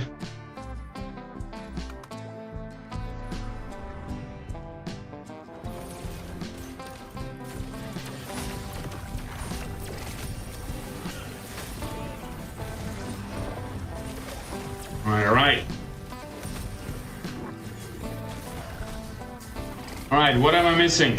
Hollow right here versus Whitey, they both on the last life. Octius couldn't cast the last time, which would have taken down the right plans and probably would have given him the win. Ranger doing so much damage. Here flies the Artes, doing a nice trail of fire behind him. And it seems like Hollow, against all odds, might be able to win even this round right here. Toxic, so strong though. Hollow is praying for that overtime damage to kick in and take down this Caradulox with the percentage damage. It's gonna be tough. He did win in the end, just by a few percent, taking down Whitey, making it up for third place, making it up to third place. Love to see it. That's as close as it gets. And I am consistently surprised by how good Hollow is positioning in those matches. Definitely one of the... I've seen Hollow around for a long time now, but not in Gauntlet since the beginning. So I think he's definitely improved a lot over the last months. Really put a lot of time in it, and really... Because he was a crazy overworld player, I remember that. And now I think he just put all his energy into Gauntlet, into Arena, and was able, I think he's ranked 1 right now on the leaderboards. And he was able to become one of the best, maybe the best player in today's tournament. We'll see, I don't want to jinx it, but he is looking really good. I'm doing some finicky positionings. I don't know about the Ranger. Seems like he's gonna be suiciding him. Might have been better like here or here. Might have run out of time, so not really had time to do that. But Ranger, you're dead. Also, wow, Slicks was able to find all those stage 3 units. And yeah, that's gonna be it for Hollow, I think. It was a nice attempt, but Slicks was so much ahead. And maybe Fox Spirit is gonna take even more damage. Let's see who Fox Spirit is playing against. Yeah, Slicks was able to find all those stage 3 rogues. And the big ones too, the Umber, the tier 4. Shouldn't have swapped.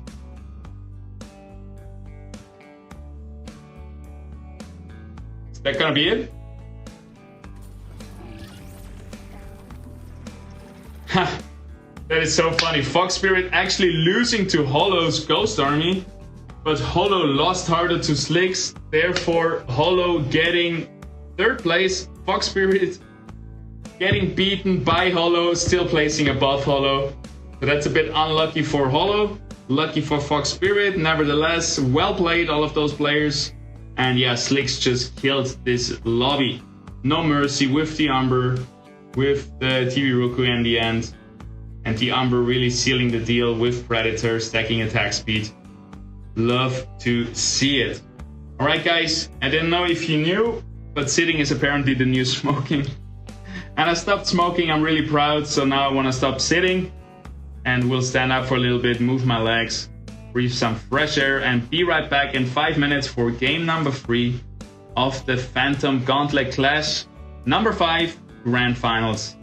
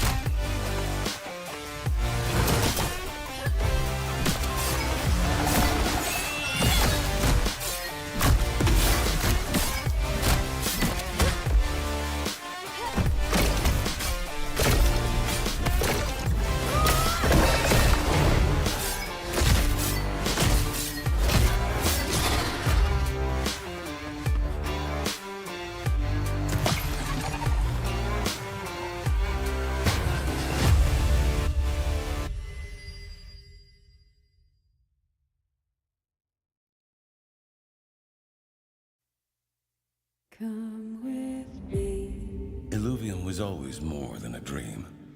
and you'll be It was our calling.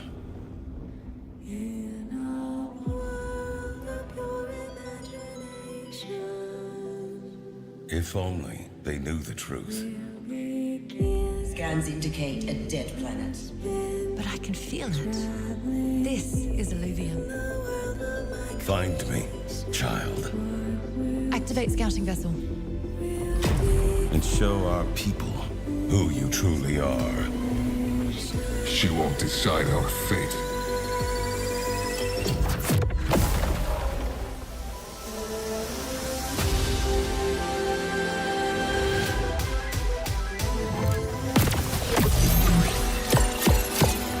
Forgot to charge again, huh? He only just landed. Will you retreat to safety, chasing paradise? Or will you follow me and fulfill your purpose?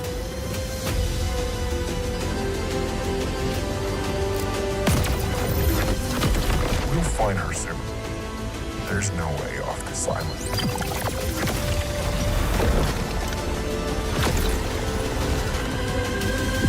All we do is blindly follow orders. I need to know how this ends.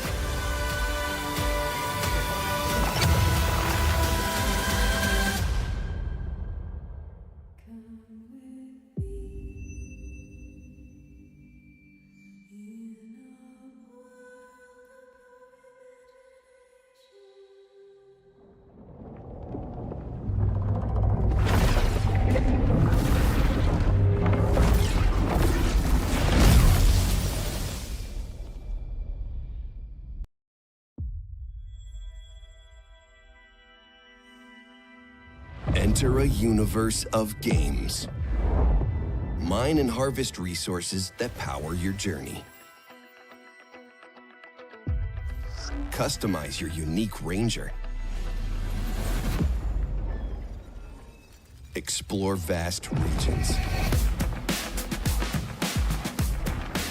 Discover countless mysteries, rich lore, and complete your missions. Join the hunt for rare creatures. Gather vital resources to repair your ship and ensure your survival. Capture over 200 unique Illuvials. Craft weapons and armor, fuse your units, and build an unstoppable team. Enter the arena. Challenge fellow Rangers in epic battles. Prove yourself in Gauntlet, an 8-player battle royale.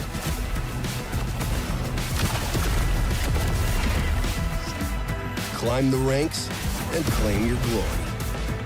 3 games, 1 universe. This is Illuvium.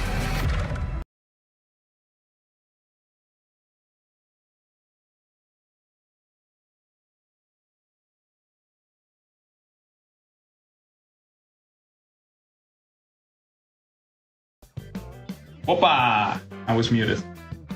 Caught it early. The players are ready to go. We're gonna jump into game number 3 in the Gauntlet tournament finals right here. But first, we're gonna have a quick look at my favorite player of the game, the spreadsheet. So we have Slicks and Hollow in check position. They both have at least 12 points, which means they are in check position. Which means if Slicks or Hollow win the next game, they're gonna win the tournament. Everybody else still needs to get to 12 points to then be also in check position, to then be able to win the tournament. So yeah, let's see if Slicks, it's a duel. Phantom versus Hype. Slicks versus Hollow right here. Can somebody take home the victory in the 3rd game already?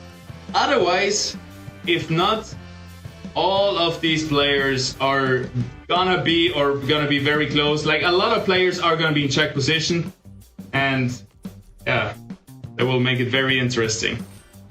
It is already very interesting. Let's see how players are doing, how players' tactics are gonna be for so basically the whole game plan for everybody except Slicks and Hollow right here will be just don't let them win.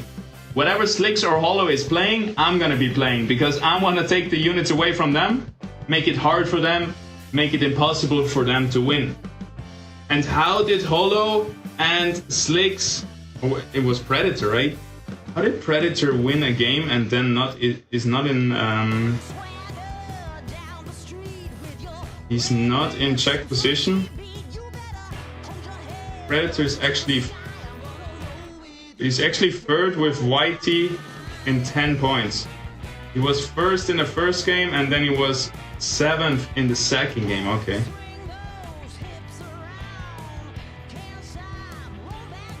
So yeah, again, Slicks and Hollow are able to win the whole game, the whole tournament here if they win the lobby. Everybody else will be trying to make it as hard as possible for them. And my personal guess, because so far that synergy has won both of the rounds in the finals, my guess would be, hey, just go for Rogues. Rogues is very strong early mid-game, kind of secures you top 4, and you can even win a lobby very easily if you take that win streak into the late game and have the economy to find those stage 3 Rogues, like a Monarch for Phantom, or like an Umber, and stuff like that.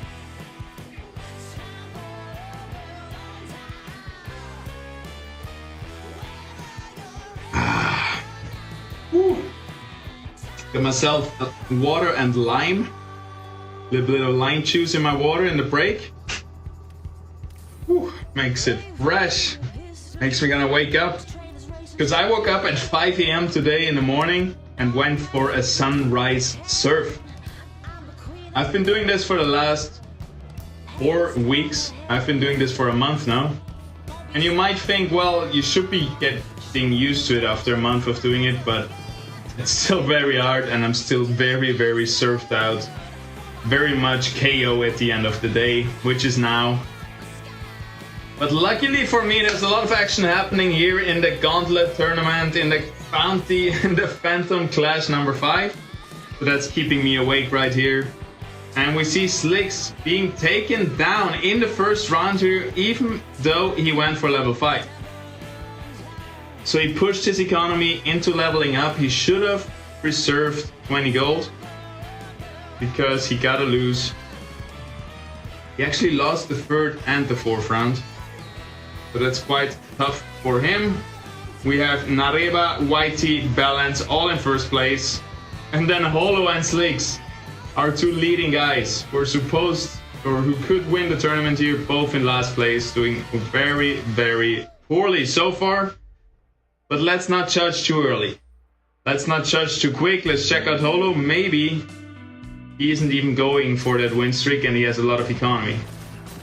23 gold, looking better than Slicks. Didn't push for level 5, is sitting on level 3 actually, and is playing a full lose streak right here. Already has a Mystic Staff. 2 Mystic Staffs actually, just needs 1 more for the Mystic on the Ranger. And has a lot of copies of T0 units on the board, on the bench. So he's looking good, but he's taking damage. 25 health lost in 3 rounds.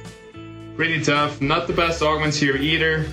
Goes for the minus 15% damage, which is gonna be great on the Grocco. It seems like he's gonna be going for an early water build.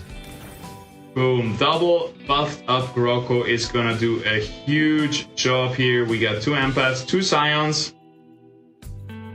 He wants to save his economy. He wants to stay on 30 gold. Otherwise, he would be pushing for level 5 and bring in a second bulwark. But this guy should be tanky enough. I hope your Flish is gonna stay alive. I think he's even thinking about where the Ace is flying. Oh, maybe not, because now Ace has a perfect line into all of them, I think.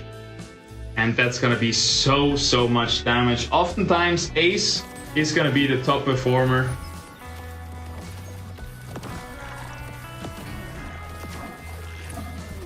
And let's see, he's not even taking flight yet, but now he's coming in, lays fire down onto all of the enemy team. And it seems like Nareba is gonna stay on his win streak, is still on 100 gold. It might get close though. Holo wants to lose here. Holo actually wants to stay on the lose streak, and then Nareba wants to win, but the opposite happens.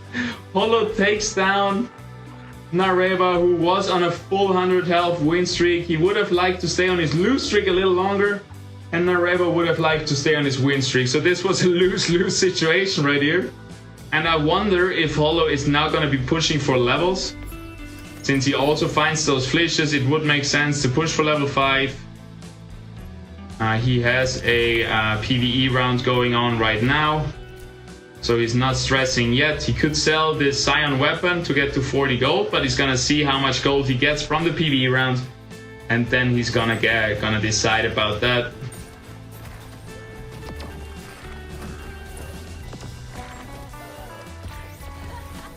Here is the Water Scion. Watch Alfie's mana. Yeah, Alfie's just non-stop casting, right? Non-stop beam. Why is Mud not showing? No Exalted Gorilla. Yeah, he didn't even need it last game, Slicks. Rogues win another game. Insane to see. I still don't know how they keep winning and winning, because that wasn't the experience I had on the leaderboard on the ranked. But this is a very different environment, right, guys? So this is the tournament where you have stacked lobbies. Those 8 players are some of the best players in the game. So it's a different game once you play against all of those guys. It's not like ranked where half of the lobby is kind of beginners or whatever. Here, every single person knows what they're doing. So it definitely plays a little bit different. Let more people come to watch. This fight is exciting. Support! Fighting! I can't read your name, I'm sorry, but thanks for the support. Alright, we see Hollow here after finding the 3 stage 2 flishes, swapping over to the corner positioning, transitioning away from the water build. He might be selling this stuff here just to get the 50 gold, he's not sure yet. You don't want to sell the Atlas over the staff? Isn't the Mystic staff kind of important? Interesting. It is really interesting because he also has 1 Mystic staff on the Ranger. So he had 2 duplicates and he sold one of them. Wouldn't you rather sell the Atlas or the Scion weapon right here? Am I tripping? Is Ranger just not gonna go Mystic and he's just committed to going full water or what? I'm so confused, but this is the perfect Scion build, right? You got 2 stage 2 Atipos, 3 stage 2 flishes. Now it's just all about positioning. And we'll see if he figures it out against the rogues. The Scions move into the front line because all of these rogues, they're gonna jump here into the back line. So you wanna have your tanky Empaths here in the back. Actually has 1 Empath in the front, I'm not sure why that is the case. But 2 of those Empaths are sitting in the back. And you can see how tanky this Atipo is. Takes all of those rogues, is able to cast with the minus 35% damage augment. Hey, but his enemy has Mystic already activated, I think. No, just the Mystic Ranger. Oh, never mind, that was his Ranger. Yeah, the Atipos are never dying. There's still 1 Flish alive in the middle. Actually, both of them are holding on. But it's looking tough. Enemy Atipo wouldn't want to die, so next laser is gonna go there. Oh my god. 1 more cast here to seal the deal. Hey! Atipo the hero. Hollow is happy about that. And yeah, I'm really curious what he's gonna do. I guess he just sold the Mystic Staff because he has no monkeys, no Apons, so Mystic is so far away. But why wouldn't you equip now this weapon? Wouldn't it make sense? It would give you... it would be 4. It would be 4 Scion. And now he has 3 Scions, 3 Empaths, full thresholds activated.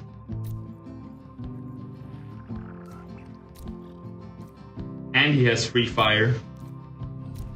Alright, I mean, he is the rank 1 player at the moment on the leaderboards. He is in check position next to Slicks. He might be able to win this whole tournament. I'm not gonna assume I know the game better than him at this point. I might know it better, but he's playing it perfectly right here. One day we'll have like an Illuvium quiz to figure out who knows more.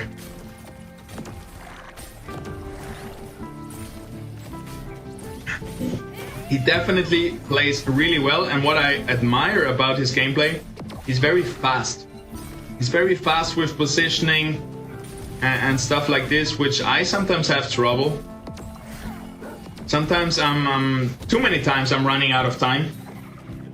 And he seems to be very, like he has just more practice than me, I think. He's been playing non-stop, that's why he's rank 1, that's why he's performing so well. But Slicks and Hollow are 2 favorites for this rounds, both in last place. So it is looking tough for them. Hollow right here, deciding to level up to level 6, trying to preserve some HP. You don't want to fall much below 50%. Below 50 HP. You kind of want to stabilize around this area, because otherwise it's going to be tough to win the game. You also want to have that economy though to find those stage 3 units that you need to win.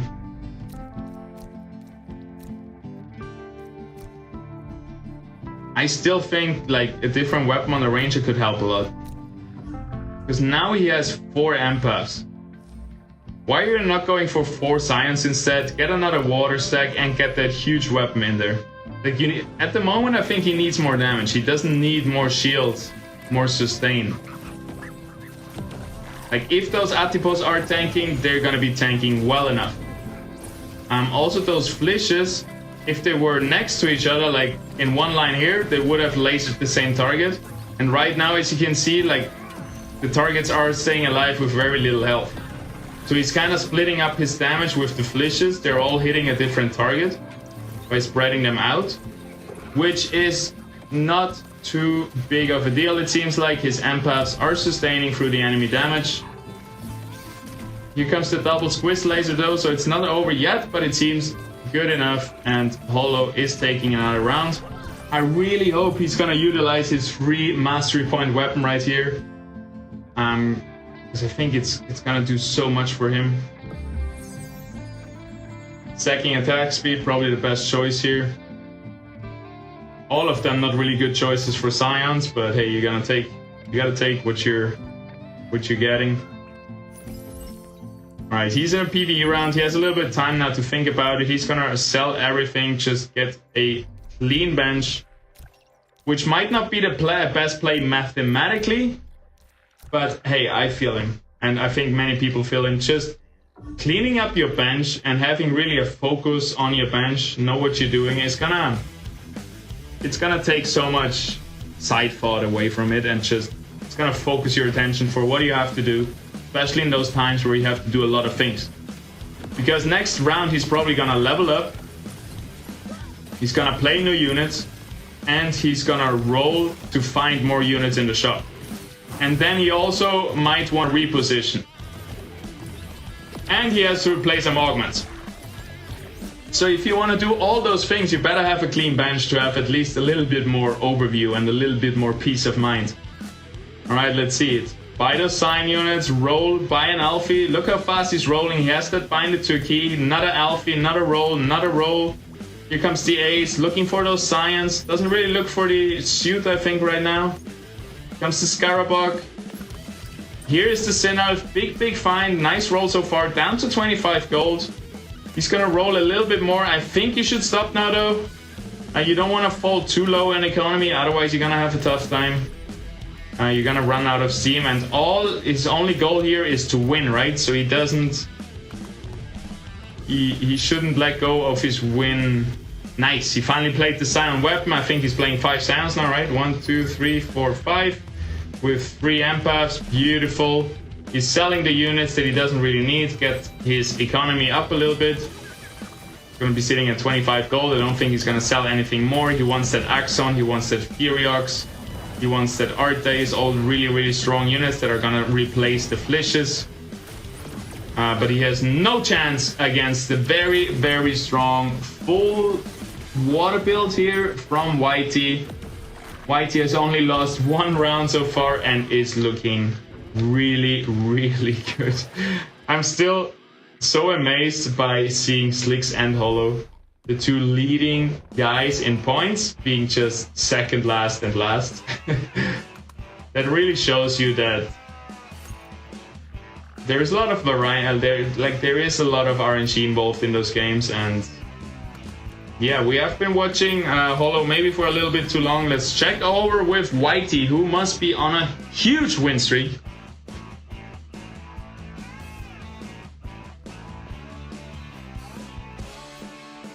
There we go, Whitey on a 3-game win streak. Well, it's not that huge, but he has not lost in a long time before that. He had like a 10-game win streak before that, lost 1 game, and now he's in a 3-game win streak. And he is playing 5 water, 2 toxic. Toxic just seems like the best composite affinity right now, because it's so easy to get as well, right? You just need 3 tier 1 units, 1 cost units, and you need 3 cost units. It's very accessible for the strength it brings. I think it is a little bit overpowered. It has been very underpowered for months, so let's leave Toxic in the spotlight for a minute. Let's not nerf it right away, okay guys? Let's not steal Toxic's thunder again. Toxic has had a couple of rough months. Oof.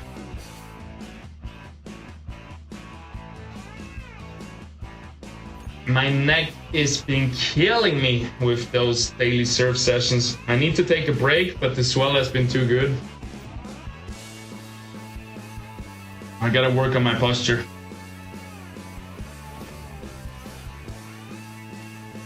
Alright, nice augment here from YT. Not perfect, not bad. It's definitely gonna be a really good one if he brings in Furiox.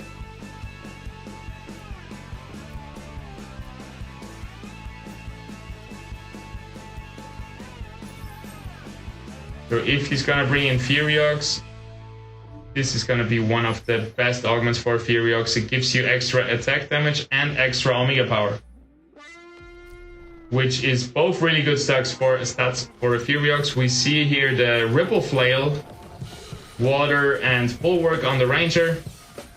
7 water activated. Just pushing these levels, reloading down to 7 gold. Doesn't really care about anything else except making a nice top 4 finish right here. Getting enough points for being in check position next round. Ended up losing here versus, was that Slicks with the Rogues? That would be crazy, no? Slicks is a little bit on a recovery. He has left last and second last spot. Let's see what he's been playing. And I don't know if you guys have been following with the tournaments, but if you know Slicks, how he plays, you would know that this is exactly what he always does, right? He's one of the first person, if not always the first person to get in into check position. And then on the game where he can win the tournament, where he's the only guy in check, he usually plays Rogues. And it has not worked out so far, but this time it looks really promising. He has 2 Mud, he has 4 Rogues, he has the stage 3 Gorilla, the Gyro, the Apon and the TB Ruko, so he's looking really good. He's down to 10 gold on level 6 though, so he's out of money. He's selling off his stage 2 weapons right there. Tried to fish for a stage 3 weapon, which probably would have guaranteed him the win. But yeah, he's looking very strong. It looks like he's way stronger than everybody else right now.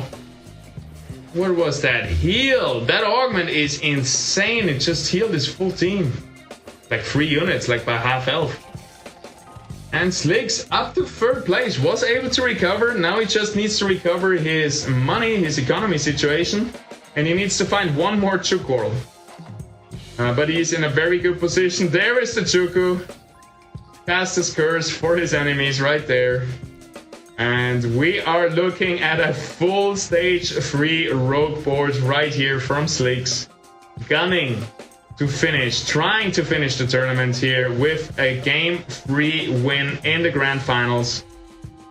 TB Ruko, Apon with the Mud with Gorilla. Chukorl gives him Predator. We have the Gyro, giving him soon Dust and maybe Slayer at one point if he goes for the dash. But he's still far away from Umber. And he still needs 2 more wings to activate Dust with the Quinks. We're gonna see how that goes for him. Oh, huge augments here. It's gonna be hard to choose. They're also good.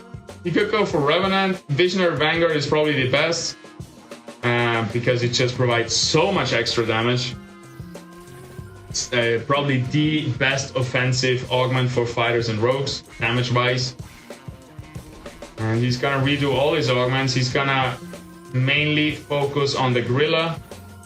Secondly, focus on the Gyro. And then thirdly, Chukorl is gonna get some supportive augment right there. I hope he's gonna bring up the damage graph sometimes. He's also going for level 7, bringing in the Slappin',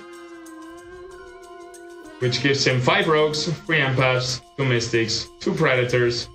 Looking good. He must be happy right now. Finding all he needs, but as long as he's not winning, it does not matter. The only thing that matters to him right now is winning the lobby. And he is fighting versus the other guy in check position, Hollow right here, who also found a lot of his units and who has a really strong corner position here, which counters Slicks a little bit, it seems like, until he finds a ramp fight or something in that area, but it seems like it's just gonna be enough. Slicks has found the right augments just to out-sustain the damage. that Holo is bringing, and that was heartbreakingly bad for Holo right here, because this put Holo at 9 health, basically denying the possibility of winning this lobby from Holo, because with 9 health you're very likely not going to make a comeback in this lobby with such strong enemies. In the next 10 rounds there's going to be 1 round where you lose, so yeah, just being down to 1 health, it's really bad news, and Slicks was able to secure another win for himself. He's on a 4-game win streak right here. Love to see it. I'm also loving to see that my frames today are perfect. We have 0 dropped frames, 100% uptime on the stream. I'm so happy I have good internet in this country, and I can still work, still do all that I want to do, and host those beautiful tournaments.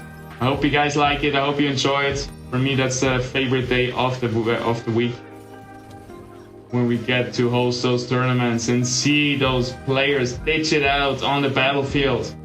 Nareba right here with 76 health, no problem for Slicks. He's looking very strong. He found all the units he needed, and all he wants to do now is bring back his economy. You're not gonna see him level up anytime soon. You're not gonna see, well, maybe. You're not gonna see him spend much reroll gold. He's just gonna bank some money right here, because he has a decent amount of health and a really strong board. All he needs is a bit of economy to push for the late game, to push for that win in the end. And the big guys he has to get through is Nareba, which he just did, and also Whitey right here with the full water build. I believe he still has. Slicks just found the Quink, so now we have Dust online. Dust not as strong as it used to be. Still pretty decent though, but definitely not this super overpowered synergy that it used to be.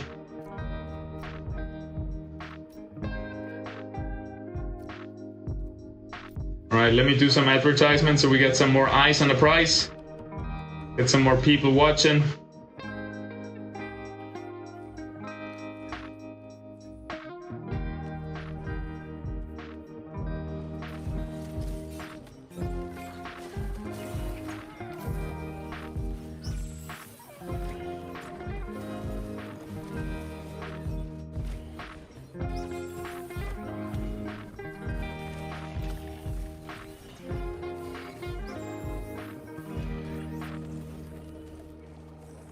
Alright, let me actually focus on the game. Oppa! I did minimize it for a second. I'm sorry for that. I'm sorry for that. You missed one fight. That's on me, boys. That's on me. That's on me. That's on me. You can see it now, right? Yeah. Okay. I can just not minimize it.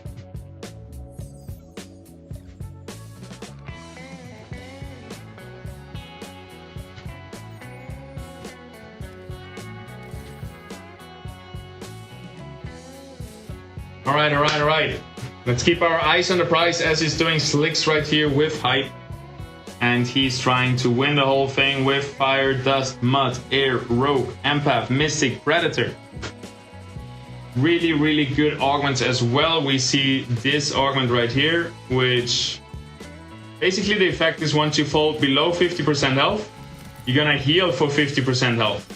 Once you get to 50% health, you're gonna be full again. And this heal is also going to be applied to the two other lowest allies, which basically means this guy goes to 50% health and 3 units are getting back to full life. And it's just such a crazy sustain tool, paired with one of the, if not the best, physical offensive augments right there. And yeah, this is just a crazy build that he has right here. With the mud. Ooh, Gorilla is looking like he's in trouble in there. Maybe not though. This is gonna be tough. Can he actually finish off? Yes, it's looking good. So close. Look at the Gorilla. Able to do so much more damage on no health. Same for the Gyro right there. Very lucky from Slicks. And he's slowly but surely getting up there, and it looks like he has a good chance of closing out the tournament in the 3rd round here. You love to see it. I'm always rooting for, obviously, the underdogs. For all the newcomers like Nareva, Frodo right here from Brazil. Also for my boys who didn't have a very good second game in the tournament. The Phantom Brothers, second, last and last. Holodo in check position, so played extremely well. And Predator first place in the first round. Also really well. And if Slicks doesn't win here, they have a good chance of winning the tournament for themselves. So definitely my two favorites, Holo and Predator, have been performing great and still have a good chance, but now my eyes are on Slicks because he's the only guy who can end the tournament right here. And it would be the first time that he ends it in round number 3, I think. He starts rolling, he has banked up enough economy, it's time to roll, he says. He went for level 8 as well.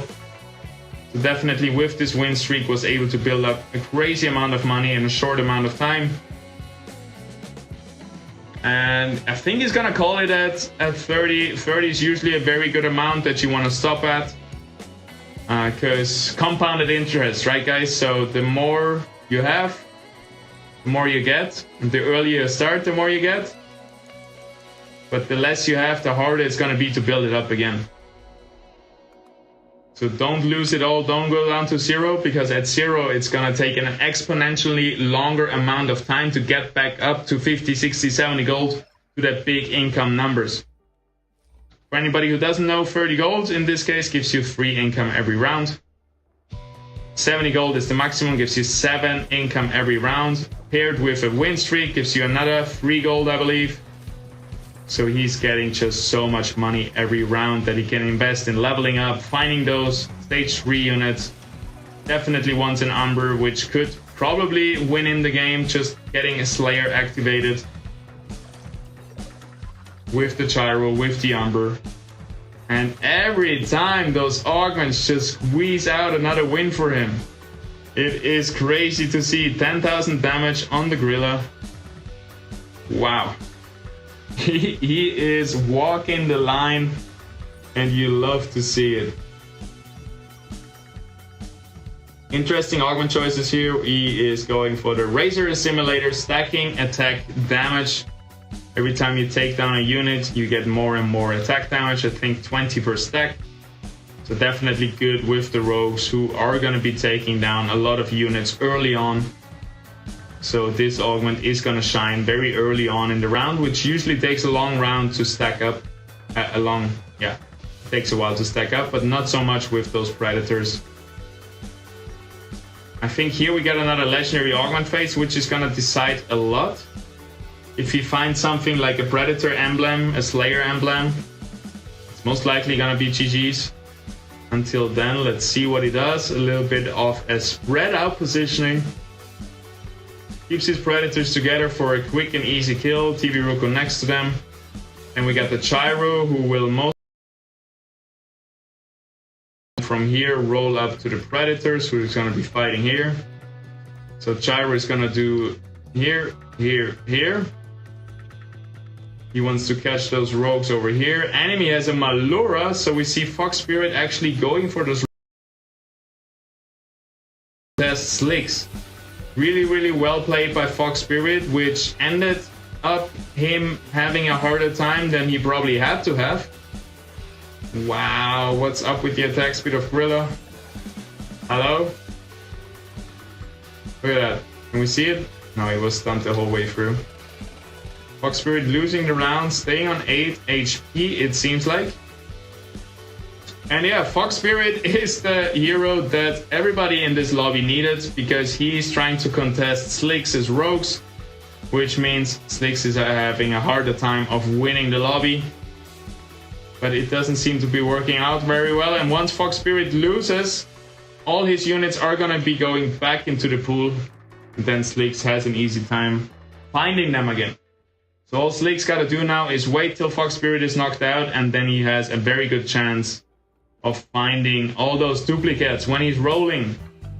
And if I was Whitey, Nareba, Balance, Fox Spirit here, and I know Slicks can win the whole tournament if he wins this round, I would be rolling for dashes mainly. You gotta keep those dashes away from him. If he finds them, he's gonna do bad things to you. A little bit too late to swap in the ramp feed. Nice idea though versus the corner positioning. He's not buying the slap and he doesn't have enough space on the board. He doesn't want to give up any of his other units. And if he gets to level 9, he probably brings on the ramp feed, which he was about to do in swapping out the Quinks instead of the ramp feed. Balance right here, going into a middle positioning, which is kind of weird versus the Rogues, and kind of made it very easy for Slicks to take him down, and he's gonna be out in 5th place. Fox Spirit holding on to his dear life, followed by Whitey and Nareba here, also winning another round. But all of these guys are basically down to their last health. Slicks needs 3 more dashes for a guaranteed win. There's the app. Is he gonna go for a Malura? Fox Spirit is still in, who is holding a Malura, so it's gonna be tough for you to find it. I don't think he really considered it, but he doesn't care at this point. He just needs to find those last 4 units to win the whole match. Even selling the Quinks doesn't matter. He's just going... Is he gonna roll down more? What are you gonna do with the Flood? Yeah, Dust is just not what he used to be, so he's not gonna play the Quinks, which is a bit sad, right? He got over-nerfed, which happens a lot when you have something very strong. Ramp Fight definitely gonna do a good job in here.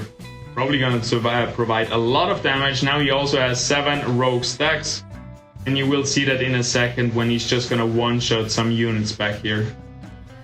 Let's watch real closely. It's gonna happen in 1 second over here. Oh, he actually has a nice tank in the corner and untargetable on the Ebb. Ebb still had a dot on him and still died. Here comes the Ramphicast taking down half of the enemy team. Enemy backline is dead. There is still a Blaze Knight in the corner, so this guy needs to die, but it looks very good. No chance for Fox Spirit. Congratulations, Slicks, on another win. 11-game win streak right here. And it does seem like he ran finally out of gold, but it does seem like nobody will be able to take him down. Nareba here might be able. Nareba is being taken down by Whitey.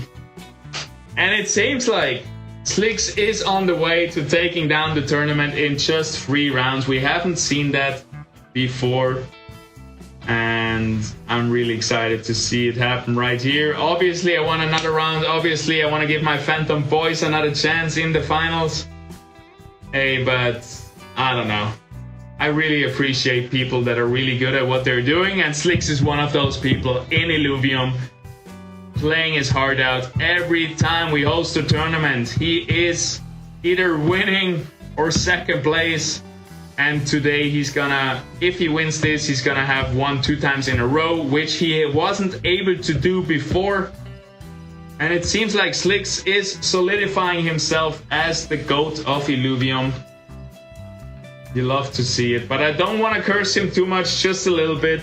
And we're gonna see how it ends up here. We have another PvE round, which is gonna give them, I believe, a legendary augment. So that is gonna make a big difference. Like, this is still something that there is a lot of criticism about.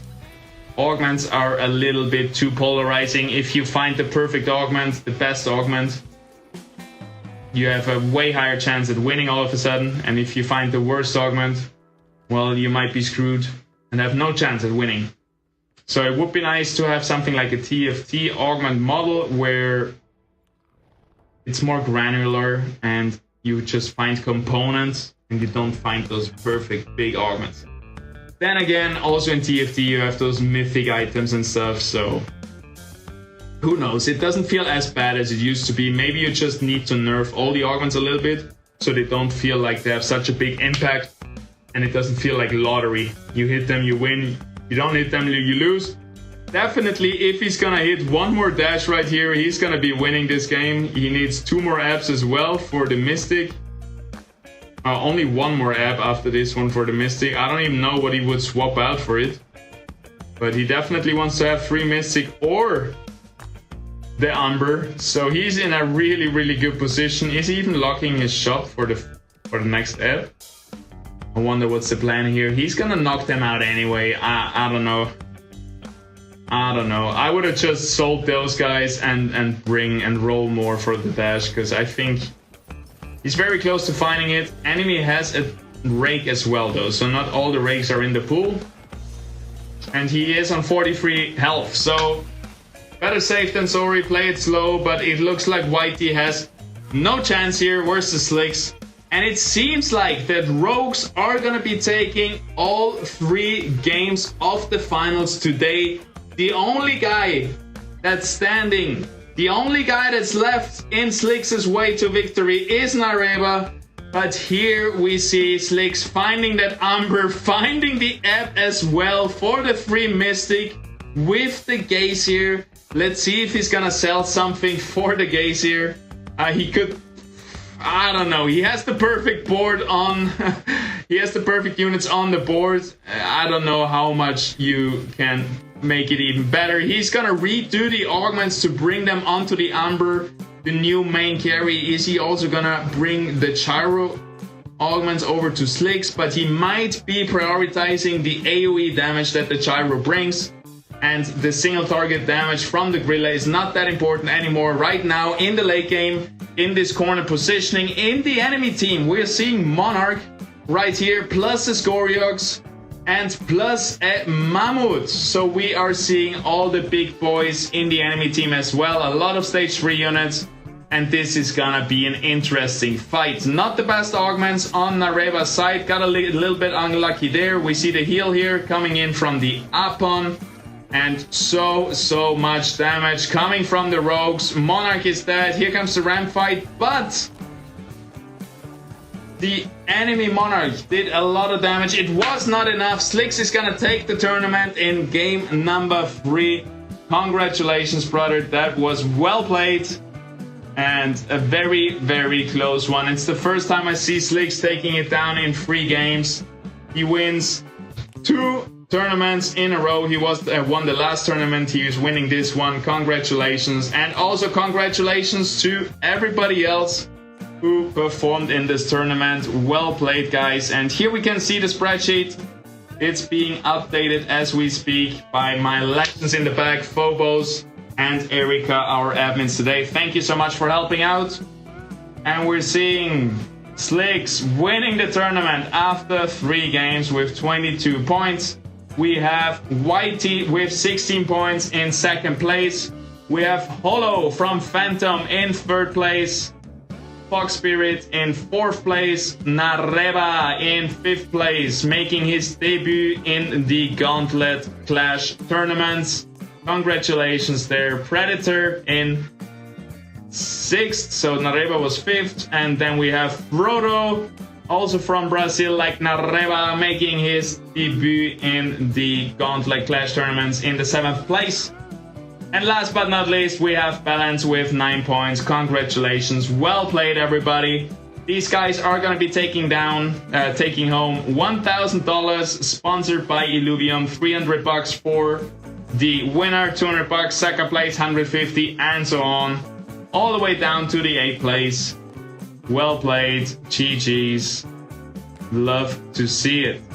And now I'm just gonna do something very sneaky. I'm gonna try to bring in Slicks for a little interview, as we like to do it. Slicks, I don't know what to say. You're here again. I've been rooting for you. Yo. 2 wins in a row. Congratulations, man. I just thanks, man. I just pulled you up for an interview. I hope you don't mind. Actually, that I. Yeah, that's good. That's good. Am I in the interview now? Yeah. You're here. Sorry, keep going. Yeah. Okay. Yeah, let's go then. I was a bit surprised that I won today because I had no clue what's good in the new patch. Yeah, I guess you copied what has been working. Well, what has been working in the 2 first rounds, because actually Rogue won every single game of the finals. Yeah, I noticed that after I lost, I felt my board value was so much higher when I lost my first game. So I was like, that shit is broken. So I was like, I'm gonna use the broken thing, try to learn it. Like, it was my first time playing this, but it's pretty simple. So I think this comp is a little bit too good. So I'm not sure how much skill that was involved, but yeah. Yeah, I can see that. You're just one-shotting everything. The thing is, what kind of carried you and the other players, I think, is just getting those stage 3 units not being contested. Like, yeah. But then again, the enemies had a Scoriox and a Matu, also 2 stage 3 tier 4 units, and could do nothing against just your Umber and stuff like that. So yeah, probably a little bit broken, it seems like. Yeah. It's the Mystic. I'm not sure if it's even bugged, because like it boosts the units so much, the Mystics. So Yeah. I'm not sure what's up with those. Yeah, if Mystic. It stacks or why the units deal so much damage. Yeah, Mystic kind of seems to be bringing stuff out of balance a little bit. Other than that, it looks pretty good. You even found like a third Mystic in the end, but couldn't really bring it in. Like the Gazier was there, sitting there, ready to go. I was wondering if you were gonna sell something for it. Yeah, I was like... Yeah, I was thinking like who is like my worst unit, and it was Tiru, but I was a bit too slow. But I was I'm fine, I just put it in next round, so I wasn't stressing about it. Yeah, so, you were. It would have been for the show, but you were already in a good position, not stressing at all. Yeah, love to see it. So you weren't a super big fan of the qualifiers in the beginning, right? How do you feel about them now? I actually, when it's such a low, I still think the same. I'm not that result orientated. It's when it's so low amount of games. The format can work if you have more games. But right now, what lobby you get affects so much. Like how many good players are in the lobby, because your average placements needs to be so high to move on. Like, I'm not sure what the score was today, if it was 19 or 20 points. Like, what was the cut? 18 was the cutoff, with one person with 18 points getting 9th place with tiebreaker. Oh, so 18, you mean? And what's that in or do you mean score? Because like... Oh yeah. No, it's all good. Yeah, I mean to advance to the finals, because like the average score is what's important, because like the higher the average score is, the more in a good balanced state of game we can add that. It's harder to get first or second, because usually you need to be lucky with arguments or units if people are equally skilled. But if you add a couple of more games to the qualifiers, I think it can work, if you really want this format. Yeah, I think it's gonna be better if we have like a 5-game qualifier or something like this. But I really see a point where this best of ones top 4 move on might be better even in a small sample size, like just 3 games. It's the same with like Swiss format, right? Swiss format would be really bad in 3 games, because you would lose 1 game, then you would be in the losers game with other losers, like other very bad performers, and then you would win this, and your win would count similar to other players winning the winners lobby. It's not exactly the same, because how we did it, we seeded the winners with the losers. Yeah, that's right. But yeah, it's a similar thing where you need more sample size to really make it work. But yeah, that's fair. But that also works in like a bigger sample size, because still the people in the top still battling each other. Because if you are on like a mark, you face other people that are on that mark. So in the end, it becomes a little bit more, what do you say, higher skill expression than if you face similar good players. Because then right now you can beat, I'm not sure how you should say it, less good players and get 3 points. So that's why the lobby variance is a bit too high with only 3 games. Yeah, but we have a little bit delays. It could work if you get seeding in the future. Yeah. But I don't know if you realize. I still appreciate you guys like holding this. Sorry for interrupting you with the delay. I'm not sure if you're a bit of... Go. We are pretty delayed. No, I just wanted to say we did seed the best players with the worst players. So if you you didn't get free games as if you were underperforming because you were matched against the overperforming players. I don't know if you realized that, or if I just didn't get that. After the first round, right? So second and third was seeded. Yeah, true. For the first round, if we can get a seed, that will help a lot. Like that just will add one more to the sample size.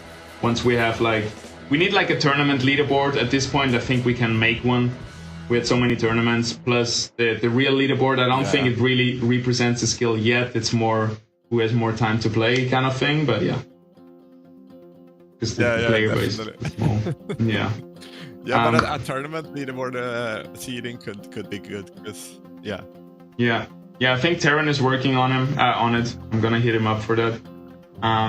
But yeah, Slicks, big congratulations! Your first time winning 2 tournaments in a row, so you broke the 2-1, 2-1, 2-1 streak.